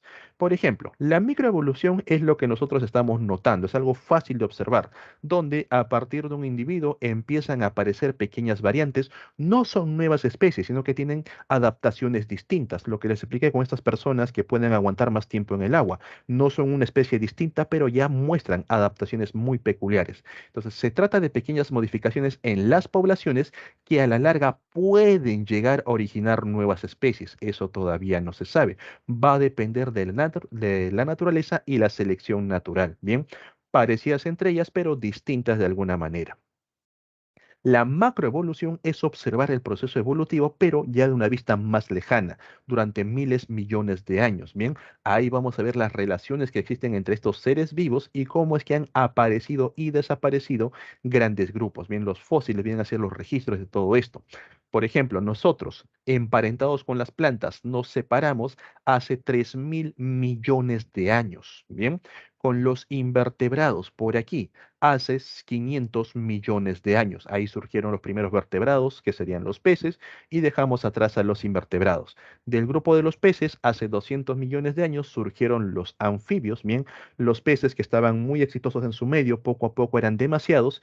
Y ojo, señores, la competencia en la naturaleza es básica, son dos cositas básicas, espacio y alimento. Es la competencia más básica que va a haber. Y también aplica para nosotros. Cuando ustedes terminen su carrera van a competir por lo mismo, por medios para poder conseguir alimentos, lo que se conoce como trabajo, y también conseguir un espacio donde puedan desarrollarse, puedan tener familia. Bien, es la competencia básica, espacio y alimento. Entonces, eran demasiados peces, ya el mar estaba sobresaturado, algunos en busca de espacio y alimento empezaron a poblar la parte terrestre. Ahí surgen los anfibios, ¿bien? Pero los anfibios no están muy adaptados a las condiciones terrestres, condiciones de viento, de sol, de resequedad, con lo que siempre viven en el margen del río, en el margen de los lagos, lagunas, de los mares. hasta que por ahí surgen los reptiles, los cuales ya muestran adaptaciones perfectas para las condiciones de resequedad de la tierra, unas escamas muy gruesas, bien, reptan al ras del suelo, pero todavía no pueden generar calor propio, con lo que solamente se adaptan a condiciones tropicales, condiciones cálidas, no pueden vivir en zonas frías. Una rama de los reptiles da origen a las aves, organismos que ya pueden sobrevivir de condiciones frías, desarrollan plumaje, y otra rama va a dar origen a los mamíferos, los cuales también pueden generar calor propio, pero desarrollan pelos. Bien, entonces de esta manera van surgiendo los organismos, van adaptándose a nuevas condiciones, van compitiendo entre sí. Para que aparezca una nueva especie, para que se dé el proceso de especiación, tienen que darse los tres tipos de aislamiento, uno tras otro de manera consecutiva. Si no se llegan a dar los tres tipos de aislamiento, no va a surgir una nueva especie. El primero de ellos es el aislamiento geográfico. Bien, luego el aislamiento reproductivo y finalmente el aislamiento genético. Pongámoslo aquí. Bien. Tenemos un grupo de escarabajos los cuales forman una sola especie. Bien, todos son organismos de la misma especie. Viven en conjunto, viven en un solo lugar. Por temas, por acontecimientos naturales, se va a dar un aislamiento geográfico. Por ejemplo, surge un nuevo río, una nueva grieta, se separa una montaña entre ellos, lo que sea. Bien, separa completamente a la población. Profe, ¿aquí son dos especies distintas? No, siguen siendo la misma especie, solamente ha ocurrido aislamiento geográfico. Debido a la separación geográfica, los que se encuentran en la parte izquierda se reproducen entre sí, los que se encuentran en la parte derecha se reproducen entre sí. Ahí tenemos aislamiento reproductivo. Profe, ¿eso da origen a nuevas especies? Todavía no. Cuando se reproducen entre sí, lo que vas a formar son razas, nada más, pero siguen siendo la misma especie. Por aquí tenemos una raza uno, por aquí notamos una raza 2, la cual tiene un color verdoso, pero a la larga de estar reproduciéndose únicamente en este pequeño grupo, llega un punto en que los genes de ambas razas llegan a ser incompatibles, ya no pueden reproducirse entre sí, ya sus genes no compatibilizan correctamente. Ahí se dio un aislamiento genético. Bien, ahí recién ya formamos una especie uno y una especie 2. ¿Ok? Tiene que darse a cabo los tres tipos de aislamiento, si no, no hablamos de una nueva especie. Si únicamente llegas al aislamiento reproductivo, pero todavía pueden reproducirse entre sí, eso simplemente ha formado razas, como por ejemplo lo que ocurre con los seres humanos. Bien. Ustedes, sus padres, sus abuelos, generación tras generación hacia arriba, se han reproducido únicamente en Sudamérica. Ha ocurrido un aislamiento geográfico, se han separado de la gente de Europa, la gente de Asia, han tenido un aislamiento reproductivo, por eso que ustedes tienen características de personas de Sudamérica, a diferencia de las personas de Asia que tienen características de las personas de Asia. Se han formado razas. Pero no tenemos aislamiento genético. Ustedes tranquilamente pueden reproducirse con una persona de Japón y viceversa. Bien, porque los genes todavía son compatibles. Pero, por ejemplo, ¿qué ocurre con el caballo y el burro? Profe, si se reproducen surge la mula. Bien, ¿qué ha pasado ahí?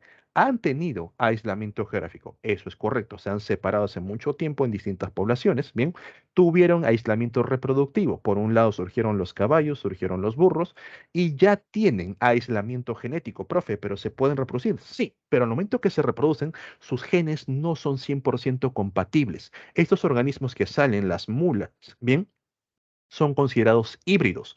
No pueden reproducirse de por sí, son completamente estériles. ¿Por qué? Porque el aislamiento genético ya se dio y poco a poco se está marcando cada vez más y más hasta que llega al punto que la propia fecundación no sea viable. Bien, pregunta chicos, ¿los perros y los lobos se pueden reproducir? ¿Un lobo puede cruzarse con un perro y viceversa? Sí.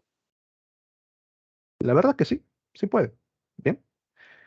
Los perros y los lobos tuvieron un aislamiento geográfico muy peculiar, en los cuales algunos lobos que empezaron a convivir con el ser humano, vieron que tenían ventaja con el ser humano, se ayudaban mutuamente, bien, y poco a poco fueron siendo domesticados. Eso conllevó un aislamiento reproductivo. Los lobos salvajes se reproducían entre ellos, mientras que los ya llamados perros se reproducían entre este pequeño grupo. Bien, hasta ahí se formaron las razas. Bien, el aislamiento genético no se ha dado. Los perros todavía pueden reproducirse con los lobos. No cualquier especie, por supuesto. Hay algunas, pero no cualquier raza. Hay algunas que ya se están, digamos, alejando cada vez más, pero todavía mantienen ciertos genes. Por eso que lobos y perros pertenecen a la misma especie. Ambos son Canis lupus. ¿Bien? Canis lupus únicamente para el lobo y le agregamos el Canis lupus familiaris para el perro, bien, donde esta tercera palabra indica la raza. Quizás a futuro ya se separen completamente, donde perros y lobos ya no puedan reproducirse entre sí y ahí sí vamos a tener a dos especies completamente distintas. Bien, entonces, recuerden que para que se dé el proceso de especiación, tiene que darse completamente los tres aislamientos: geográfico, reproductivo y genético. Bien, ahora, al igual que existen mecanismos de la evolución que van a permitir formar nuevas especies, nosotros también hemos observado patrones evolutivos, cómo es que la vida ha ido surgiendo y desapareciendo. Estos patrones evolutivos nos llevan completamente a las extinciones en masa y a la radiación adaptativa. Quizás lo primero sea más familiar, ni ustedes conozcan lo que es una extinción en masa, lo han visto en varias películas incluso, y una radiación adaptativa quizás para algunos sea un término nuevo, pero la radiación adaptativa es algo que siempre surge luego de una extinción en masa. A nivel terrestre, nosotros hemos tenido 5 extinciones en masa. Bien, tenemos al final del Ordovícico, donde desapareció el 60-70% de las especies, al final en el periodo devónico, con la desaparición del 75% de las especies por una toxicidad en el aire, bien, agotamiento del oxígeno básicamente, tenemos en el Pérmico, en el Triásico y el más conocido, el Cretácico. Profe, pero ¿cuándo se considera que es una extinción en masa? Cuando más del 60% de las especies desaparece en periodos cortos de tiempo, en periodos muy cortos. A eso se le conoce como extinción en masa. Profe, ¿y cómo nosotros sabemos que han desaparecido estas especies si no estábamos vivos en esas épocas? Tiene que ver con los registros fósiles principalmente. Al momento que los paleontólogos van cavando capa sobre capa, cada una de estas capas geológicas indica una antigüedad terrestre. Entonces, han notado que en algunas de ellas hay una gran cantidad de fósiles, bien, muchos organismos murieron en esa época y que solamente unos cuantos lograron sobrevivir y que luego después aparecieron una gran cantidad de variantes a partir de estos organismos. ¿Bien? Entonces, esto da a entender cómo es que han existido muchos organismos que por eventos de algún tipo desaparecieron. Ahí también se apoyan en los registros de hielo, se apoyan en otros estudios para entender qué cosa pasó. El último, el más conocido, el del Cretácico, viene a ser la teoría del impacto del asteroide, ¿bien? El cual impactó en la península, en el Golfo de México, en la península de Yucatán y cambió las condiciones terrestres. Señores, el meteorito no mató a todos los dinosaurios, no los exterminó. El meteorito básicamente mató a los que estaban en la zona con los megaterremotos, quizás con los que estaban en la costa con los megatsunamis y todo ello, y hasta ahí la función del meteorito. Lo que terminó por extinguir a los grandes reptiles fue las condiciones que cambiaron gracias al meteorito. Al momento que impactó en la Tierra por la velocidad y todo ello, levantó una gran cantidad de polvo y también activó lo que vendría a ser el círculo de fuego, activó una gran cantidad de volcanes, los que empezaron a expulsar una gran cantidad de partículas al ambiente. Todo esto formó una nube espesa en la atmósfera que impedía que la luz solar pueda llegar a la superficie. Entonces, al no llegar la luz, tampoco llega el calor. Los primeros en empezar a morir fueron las plantas. Bien. Recuerden que cuando nosotros hablamos de plantas, al momento que una planta muere, primero caen las hojas, luego pierde las ramas, después pierde el tronco y la raíz es la que tiene que soportar hasta el final para poder, digamos, de cierta manera, si las condiciones vuelven a ser favorables, formar nuevamente la planta. Bien, y esto es dato muy importante. Las raíces tuvieron que aguantar hasta el final. Entonces, las plantas de manera superficial desaparecen, no hay hojas, no hay árboles y junto con ello empiezan a morir los grandes herbívoros, ya que necesitan una gran cantidad de vegetación para poder mantener un cuerpo enorme. Los carnívoros sobrevivieron un poco más de tiempo, ya que aprovecharon a manera de carroñeros la muerte de grandes herbívoros, pero a la larga también tener un cuerpo grande requiere mucha energía, poco a poco van pereciendo. ¿Quiénes sobreviven? Pequeños carnívoros, pequeños herbívoros, ya que un cuerpo pequeño no requiere mucho alimento. Es ahí donde una gran cantidad de dinosaurios, que así los conocemos, fallecen, mueren, se reducen. Junto con estos grandes dinosaurios, ya en la época del Cretácico ya existían mamíferos, pero los mamíferos eran mamíferos pequeños, no podían competir con los grandes dinosaurios, no podían permanecer en la superficie, sino que básicamente vivían en cuevas, tenían adaptaciones para poder escarbar en el suelo y formar galerías. Bien, gracias a estas adaptaciones y a la condición de impacto del meteorito, la naturaleza pone a prueba su adaptación y se da cuenta que es ventajoso. Vivir en galerías, vivir bajo tierra realmente refleja una ventaja. Recuerda que la tierra tampoco recibe calor, la tierra se empieza a enfriar. Los reptiles son de sangre fría. En bajas temperaturas no tienen mucho metabolismo, mucha actividad y mueren más rápido. En cambio, estos pequeños mamíferos, al vivir en galerías, bien, las temperaturas no disminuyen abruptamente y también generan calor propio, con lo que logran sobrevivir. Y recuerden el tema de las plantas, las raíces. Estos mamíferos, al cavar galerías, encuentran raíces de las cuales pueden obtener agua, pueden obtener alimentos. Se estima que esta polución que se generó en la atmósfera duró aproximadamente de nueve meses a 12, 14 meses, básicamente un año, y luego poco a poco se fue asentando, dando paso a que los rayos solares vuelvan a caer. Nuevamente la tierra se vuelve a calentar y frente a ello los pequeños mamíferos abandonan las cuevas porque ya no hay dinosaurios en la superficie. ¿Qué pasa frente a ello? Encuentran un área enorme, encuentran bastante alimento y cuando desaparece el organismo top, cuando desaparece la competencia, ahí surge una radiación adaptativa. Este pequeño mamífero que logró sobrevivir al encontrar amplios espacios, una gran cantidad de comida, no compite consigo mismo, sino que se empiezan a adaptar a los distintos espacios, dando origen a una gran cantidad de especies en poco tiempo, ¿bien? En pocos miles de años. Esto es radiación adaptativa y siempre surge cada vez que hay un evento de extinción en masa, el top es el que principalmente muere y deja espacio al resto de organismos para que puedan desarrollarse. Y nosotros también hemos visto algo similar. ¿Se acuerdan cuando empezó los temas de la pandemia, allá por el año 2020? A nivel mundial, todos los seres humanos que somos el top, encerrados en casa, abandonamos las calles. ¿Vieron las noticias donde muchas ciudades se reportaban la presencia de animales? Osos entrando a las ciudades, zarigüeyas, bien musarañas también entrando a las ciudades. Aquí en Lima, por ejemplo, lo que ocurrió en las costas, en las playas, al no haber mucha gente, llegó una gran cantidad de aves, empezaron a llegar mamíferos, bien como los lobos marinos, todos ellos, una gran cantidad de peces. Y eso es lo que pudiese ocurrir si el depredador, si el top desaparece. Si los seres humanos llegan a extinguirse, rápidamente el resto de organismos va a aprovechar los espacios dejados por esto. Ya a la larga van a formar nuevas especies.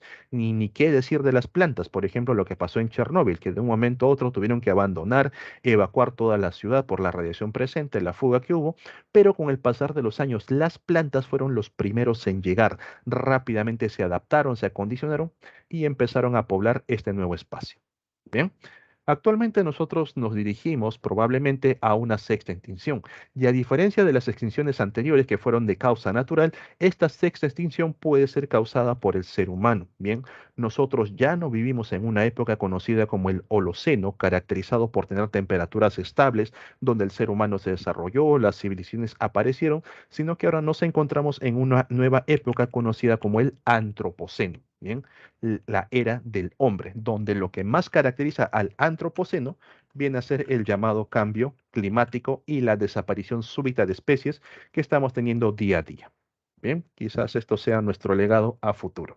Pero recordar, cada vez que ocurre un evento de extinción en masa, el top desaparece. En este caso, nosotros nos vamos a desaparecer a nosotros mismos y luego de ello los organismos que sobrevivan van a realizar radiación adaptativa, aprovechando los espacios y formando una gran cantidad de especies. Bien, estos son los patrones evolutivos.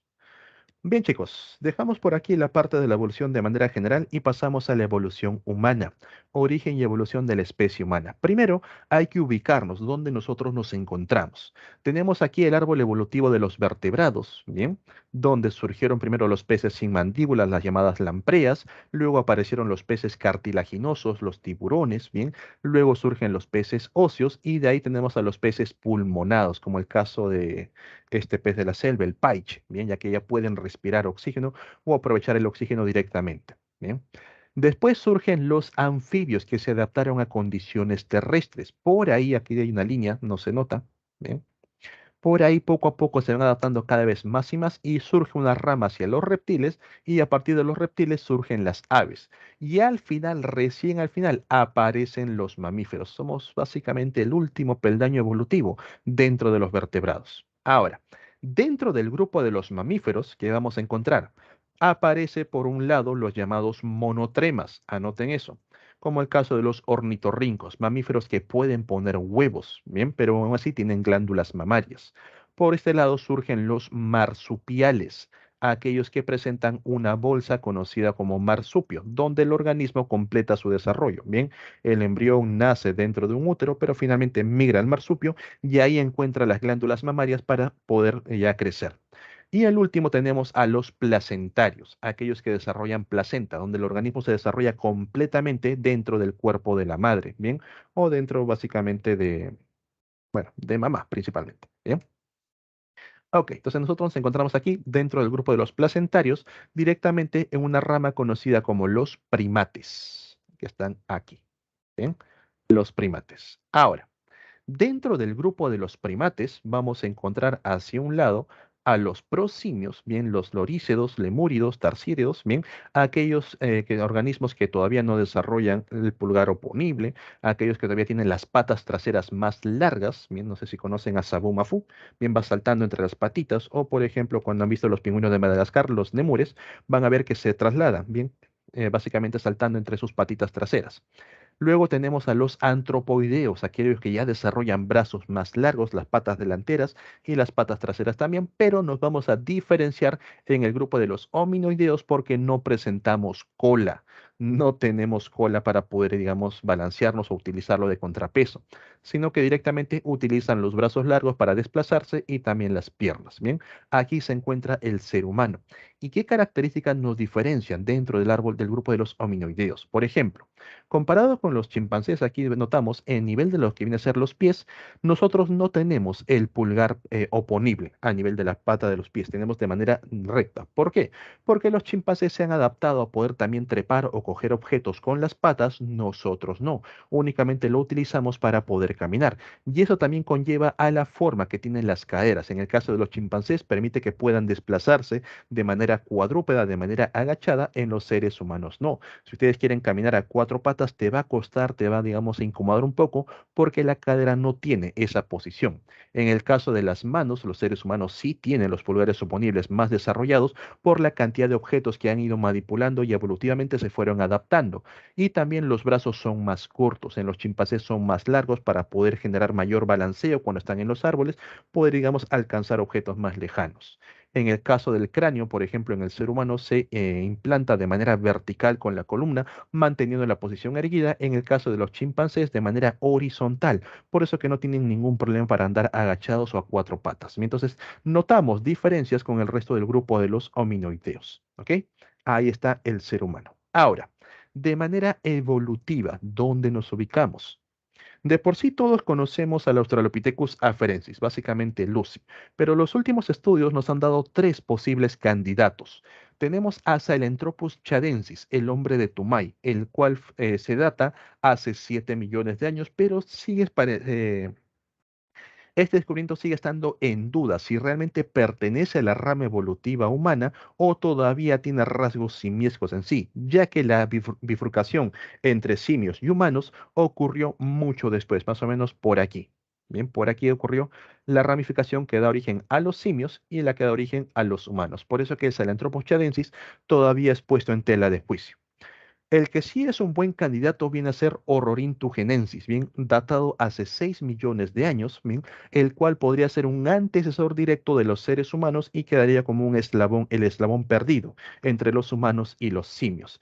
El problema con Tugenensis es que la datación de estos organismos surge en base a los estratos, no directamente por radiocarbono 14 u otra técnica conocida, ya que tienen problemas con ese tipo de técnicas por la separación de fechas. Bien, entonces, ¿qué hacen? Simplemente analizan la capa, el estrato donde fue ubicado y van a tratar de datarlo ahí, pero no es tan seguro. Profe, ¿por qué? Recuerda que en la Tierra existen lluvias, lo cual mueve los restos y puede cambiar de posición.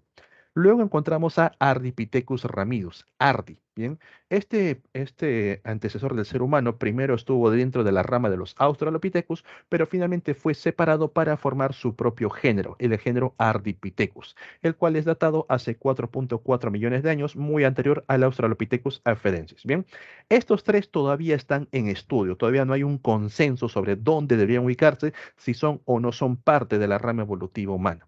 El donde sí ya hay consenso es a nivel de Australopithecus afarensis, a empezar por Lucy. Bien, entonces vamos por aquí con la evolución humana a partir de Lucy, a partir del Australopithecus hace 3,7 millones de años. Bien, ok chicos, atentos con esto.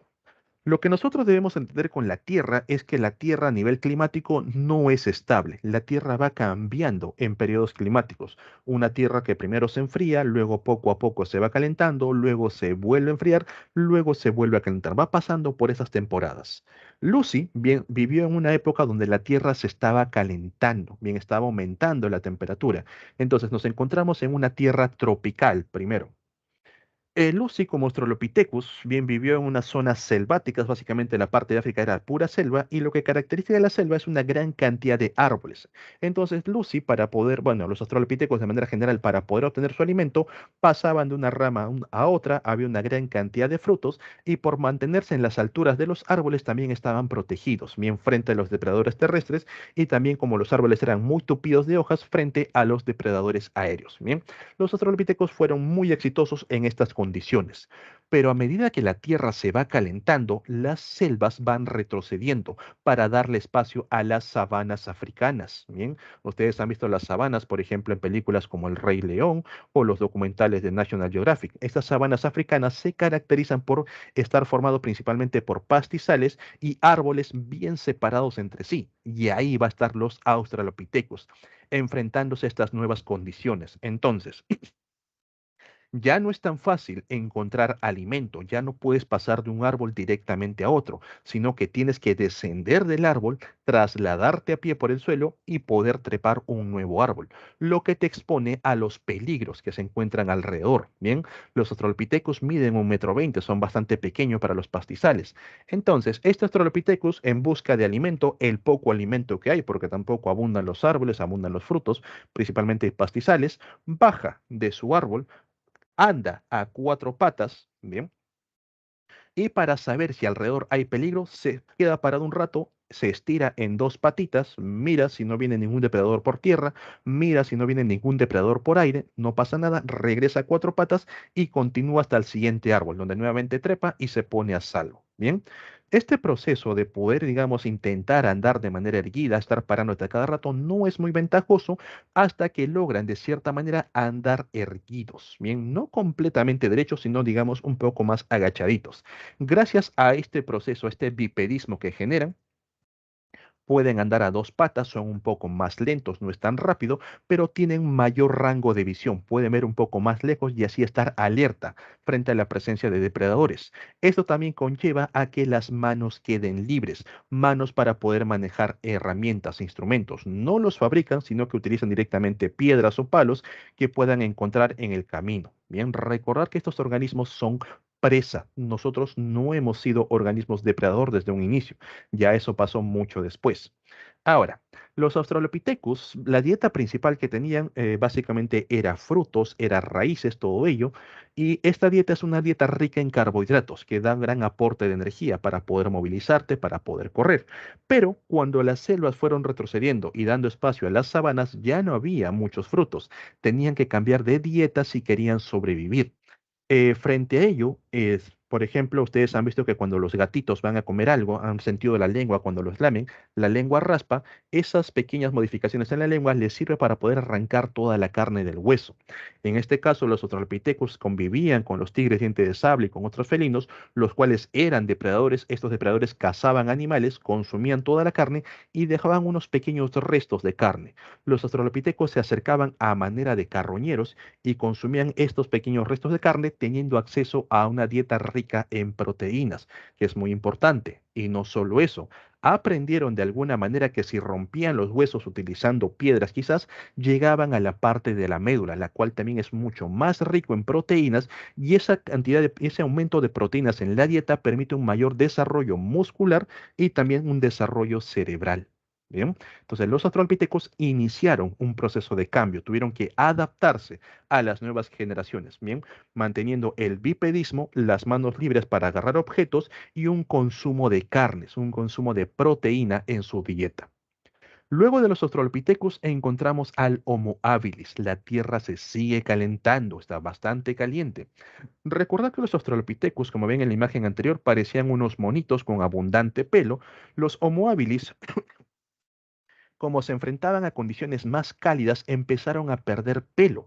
Y gracias a esa pérdida de pelo, daban origen espacio, bien para poder formar las glándulas sudoríparas. Ustedes han visto que cuando su perro o su gato corren por mucho tiempo, bien, y luego ya empiezan a descansar, van a jadear para poder refrescarse, empiezan a respirar rápidamente para que el aire frío entre y el aire caliente salga. Bien.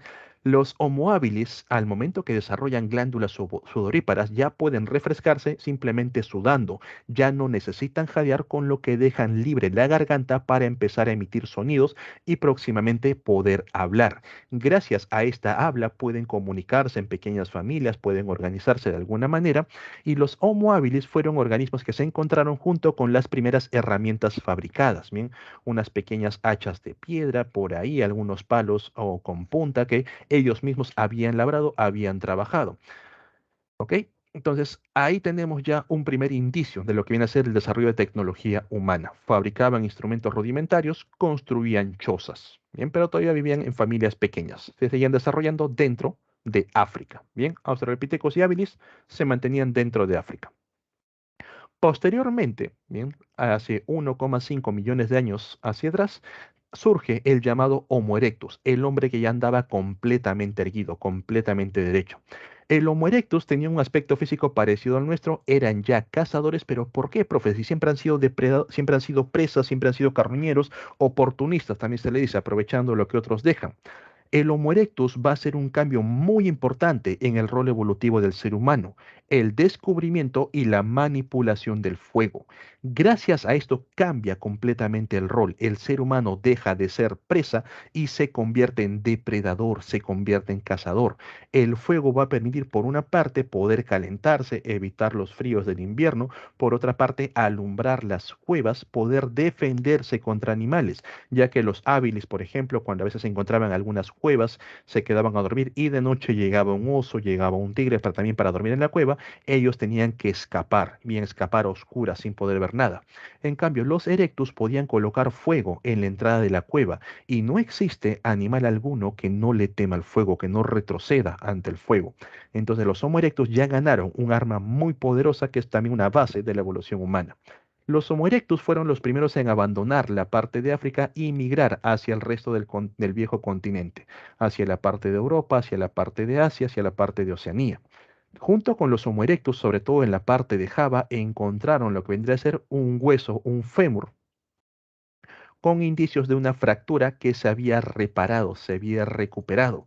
Esto quizás hoy en día no te parecerá muy extraño, profe, me rompo un hueso, pues me ponen yesito, si no por ahí nomás lo uno y rápidamente se repara. En cuestión de un par de semanas ya tengo el hueso normal. Bien, todo bacán porque vives en una civilización.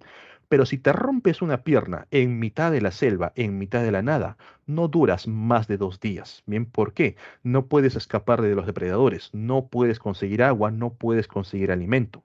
Para que ese hueso haya curado, haya sanado completamente, este Homo erectus ha sido cuidado por una numerosa familia, donde mientras algunos se iban a cazar para traer alimento, otros se encargaban del cuidado del resto de los individuos, dando a entender que ya eran seres, bueno, organismos mucho más organizados, bien, sobre todo por el desarrollo del lenguaje. Ahora, luego de los Homo erectus, que fueron muy exitosos en su época, la Tierra inicia un proceso de enfriamiento. Recuerda que los Homo erectus migraron hacia la parte de lo que viene a ser Europa, hacia la parte de Asia, Oceanía. A partir del Homo erectus surgen dos ramas, el hombre neandertal, Homo neandertalis, y el Homo sapiens. Bien, el hombre de Cromañón. Los dos surgen a partir del Homo erectus. ¿Cuál es la diferencia? Los neandertales fueron erectos que se desplazaron hacia las zonas boscosas, se desarrollaron en bosques y se adaptaron a sobrevivir en bosques. ¿Cuáles son las condiciones? Cuando vives en un bosque hay una gran cantidad de árboles, una gran cantidad de arbustos, bien, primero tienes que ubicar a un animal por su olor, aprenden a rastrear de acuerdo al olor. Ustedes quizás cuando han ido al zoológico, al Parque de las Leyendas, han notado que cuando se acercan a los animales tienen un olor peculiar, no huelen igual.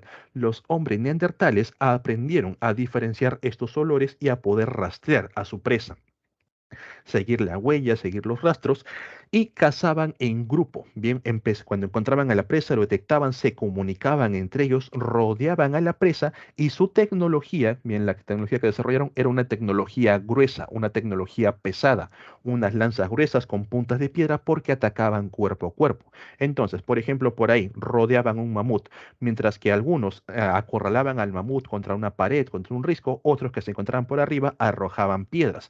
El mamut, por supuesto, se iba a defender, iba a empezar a atacar. Gracias a la tecnología gruesa contra este gran animal, podían hacerle frente. Ponían el palo en el piso y la punta atravesaba al animal. Si la tecnología hubiese sido más ligera, no pudiesen haber atacado cuerpo a cuerpo. Bien.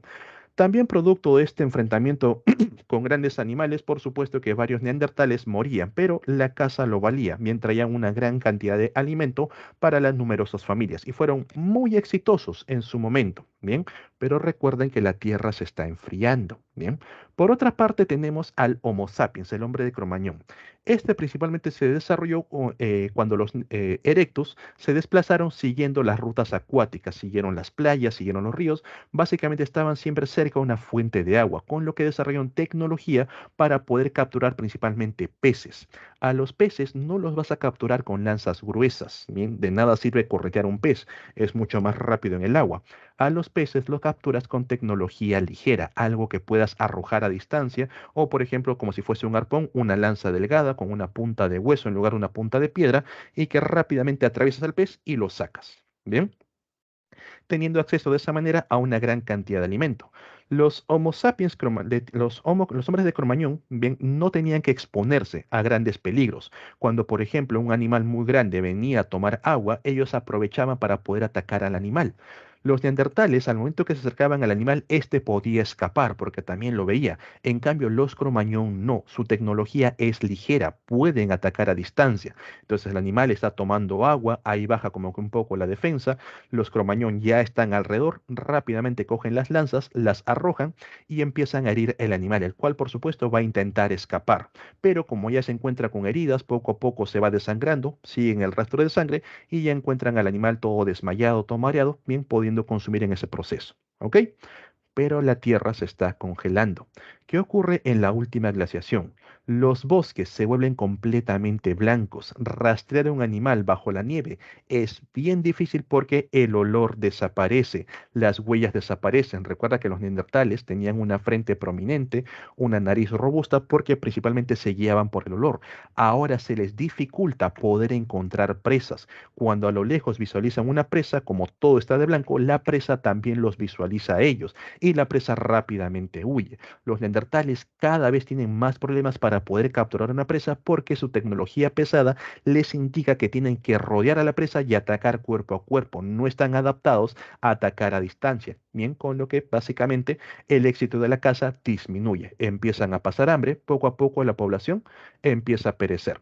Los cromañón, por su parte, no tienen muchos problemas. Las bajas temperaturas es cierto que van a dificultar el acceso a cierto tipo de alimentos, pero a niveles acuáticos muchos peces son de sangre fría, o mejor dicho, se adaptan a condiciones frías y no tienen problemas de estar ahí. O por ejemplo, cuando las lagunas se congelan, los animales no pueden escapar más lejos de la laguna, van a romper el hielo, van a tener acceso a este tipo de alimento. También si por ahí encuentran un animal a lo lejos que se está desplazando, como atacan a distancia, el animal difícilmente va a escapar y al momento que sangra, seguir un rastro de sangre en la nieve es mucho más sencillo. La tecnología marcó la diferencia evolutiva entre los cromañón y los neandertal, lo que permitió que poco a poco los cromañón superaran bien a la tecnología, básicamente a las adaptaciones neandertales, y también hay indicios que estos dos grupos de homínidos han tenido contacto, han tenido disputas, porque se han encontrado cadáveres de hombres de neandertal heridos con tecnología cromañón, con estas puntas de hueso. ¿Bien? Finalmente los neandertales perecieron, se extinguieron por la competencia y todo ello, y los Cro-Magnon fueron los que sobrevivieron dando origen al hombre moderno, el Homo sapiens sapiens. Bien. Ambos eran expertos cazadores, vivían en grupos, enterraban a sus muertos bien, sobre todo los cromañón dominaban las técnicas de caza, practicaban los ritos religiosos, donde las deidades básicamente eran representaciones del cuerpo femenino. ¿Por qué las mujeres? Porque eran las que más aportaban alimento a la familia, mientras que los varones que salían a la caza podían traer o no algún tipo de presa, las mujeres se enfrentaban básicamente a la colecta de frutos, exponiéndose a frutos venenosos, bien frente a otros que no, iban probando para ver cuál de ellos era bueno y siempre traían alimento. De ahí que las deidades principalmente sean femeninas. Bien. Entonces, chicos, esto viene a ser la historia evolutiva a partir del Australopithecus afarensis, a partir de Lucy. Dense cuenta que la tecnología también jugó un rol muy importante, pero las adaptaciones también todo ello. ¿Respondiendo a qué? A los cambios climáticos presentes en la Tierra, desde que la Tierra se calienta y luego la Tierra se enfría. Bien, el último periodo de glaciación. Bien, chicos, ¿alguna duda, alguna consulta sobre la evolución humana? ¿Algo que no haya quedado claro?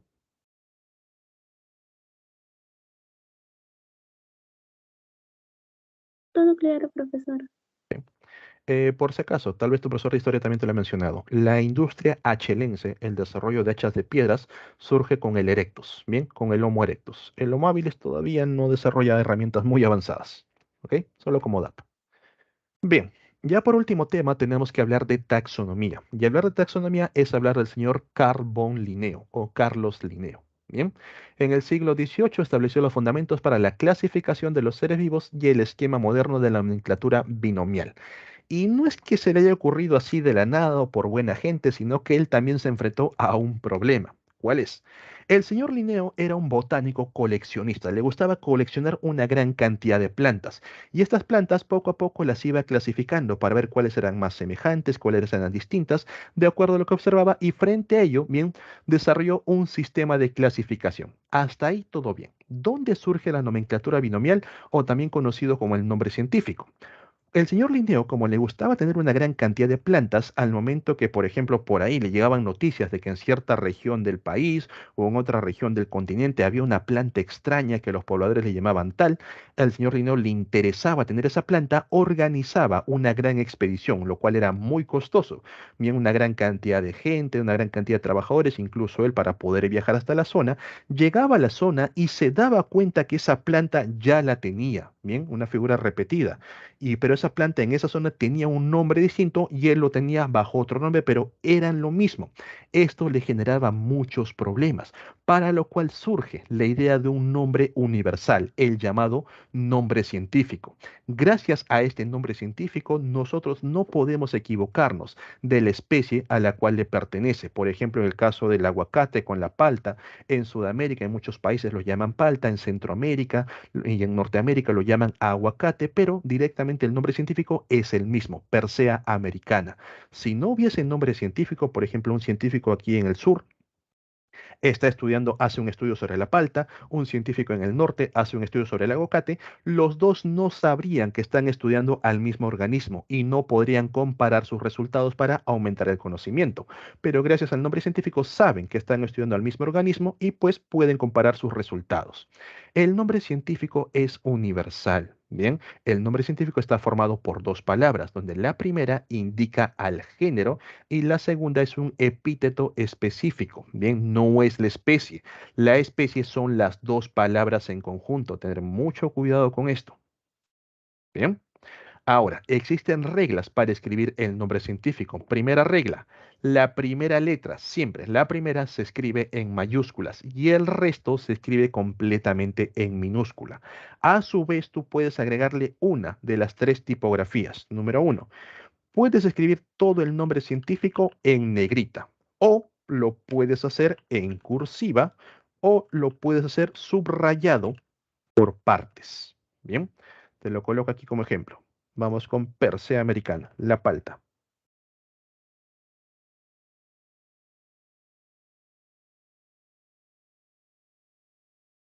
Ok, ahí está, Persea americana. Entonces, lo que yo puedo hacer, vamos a colocar uno más.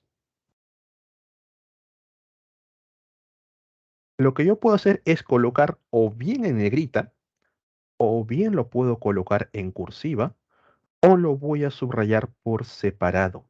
Si yo lo subrayo todo en conjunto, esto está mal. Bien, automáticamente esto está mal.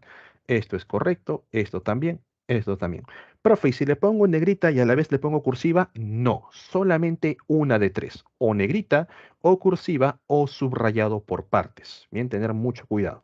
Ahora, en algunos textos, en algunas palabras, también vas a encontrar el término SP. Por ejemplo, Félix SP.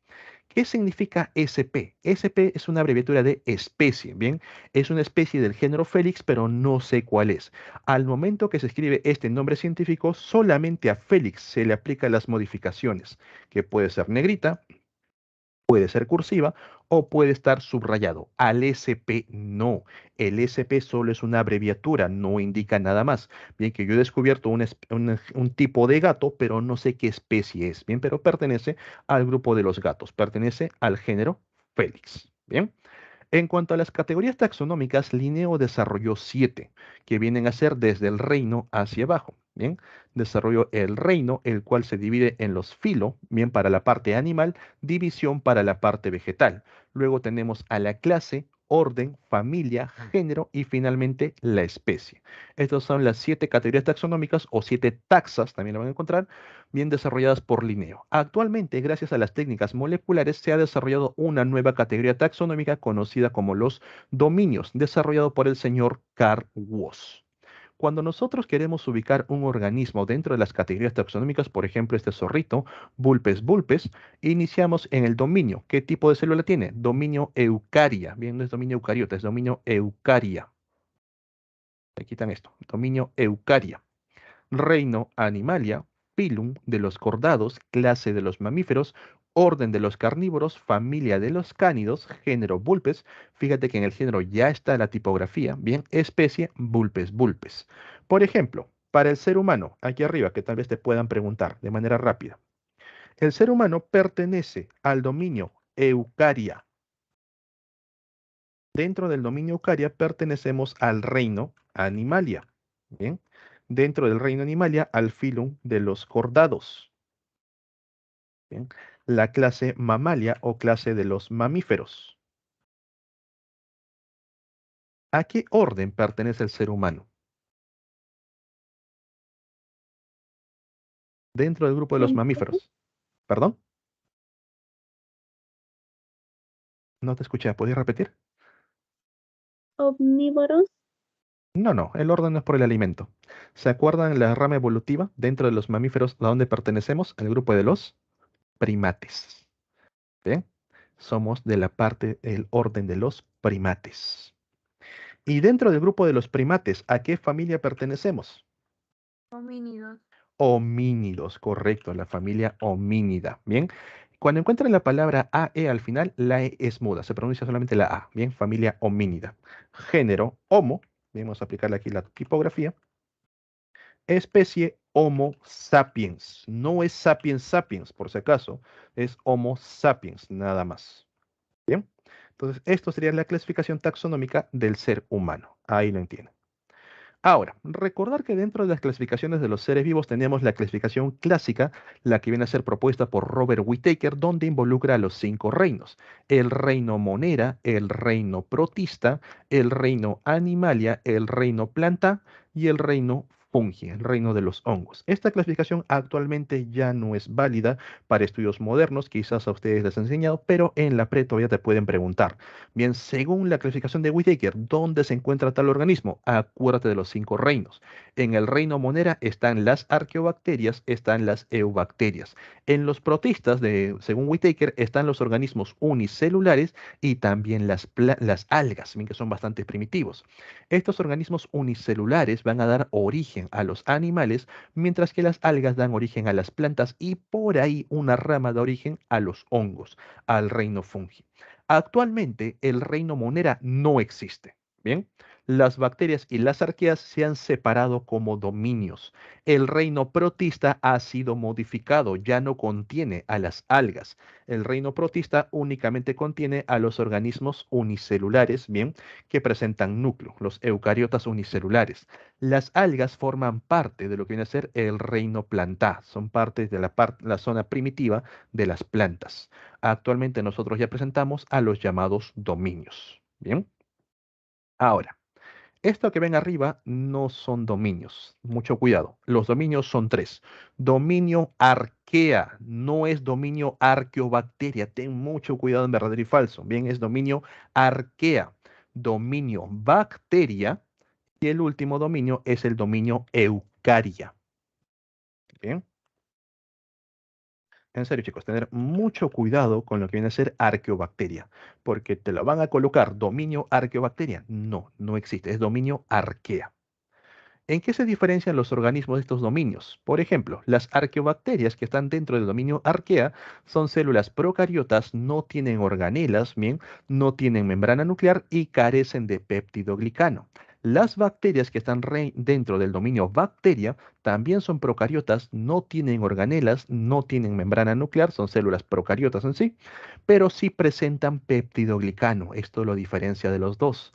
Los eucarias, los organismos eucariotas como nosotros, con núcleo definido, con sistema de membranas. Células eucariotas, tenemos organelas, tenemos núcleo definido, pero tampoco presentamos péptidoglicano, ¿te das cuenta? Al igual que las arqueas.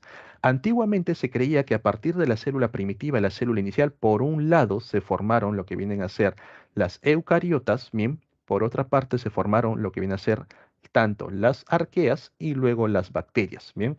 Entonces se mostraba que las arqueas eran muy emparentadas con las bacterias y los eucaria eran una rama aparte. Pero gracias a los experimentos de Carl Woese todo eso cambió. A partir de la célula primitiva, primero surgieron las bacterias y luego ocurrió una segunda división para dar origen a las arqueas y posteriormente a los eucaria. Los eucaria están más emparentados con las arqueas que las propias bacterias. Bien, entonces tener mucho cuidado si me preguntan por la clasificación según Whittaker, la clasificación clásica con los 5 reinos, o la clasificación bien según Carl Woese, que presenta a los 3 dominios y ya no existe el reino monera. Profe, ¿y los otros reinos? Sí, se mantienen dentro de la parte eucaria. Aquí está el reino protista, animalia, planta y fungi. Bien. Ok chicos, hasta aquí sería la clase por el día de hoy. Ahora, recuerda que si te piden clasificar a los virus no son seres vivos, los virus no tienen nombre científico, los virus directamente se conocen por la enfermedad que causan, virus del ébola, virus del herpes, virus del VIH y todo ello. Bien, virus del SIDA básicamente. Ok, ¿alguna duda, alguna consulta? ¿Todo claro, todo bien?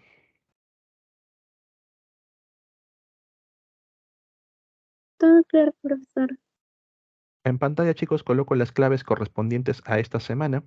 Sí, igual se los copio en la barra de chat para que lo tengan ahí. Bien, cuídense bastante, estudien un montón. Nos vemos la siguiente semana. Chao, chao.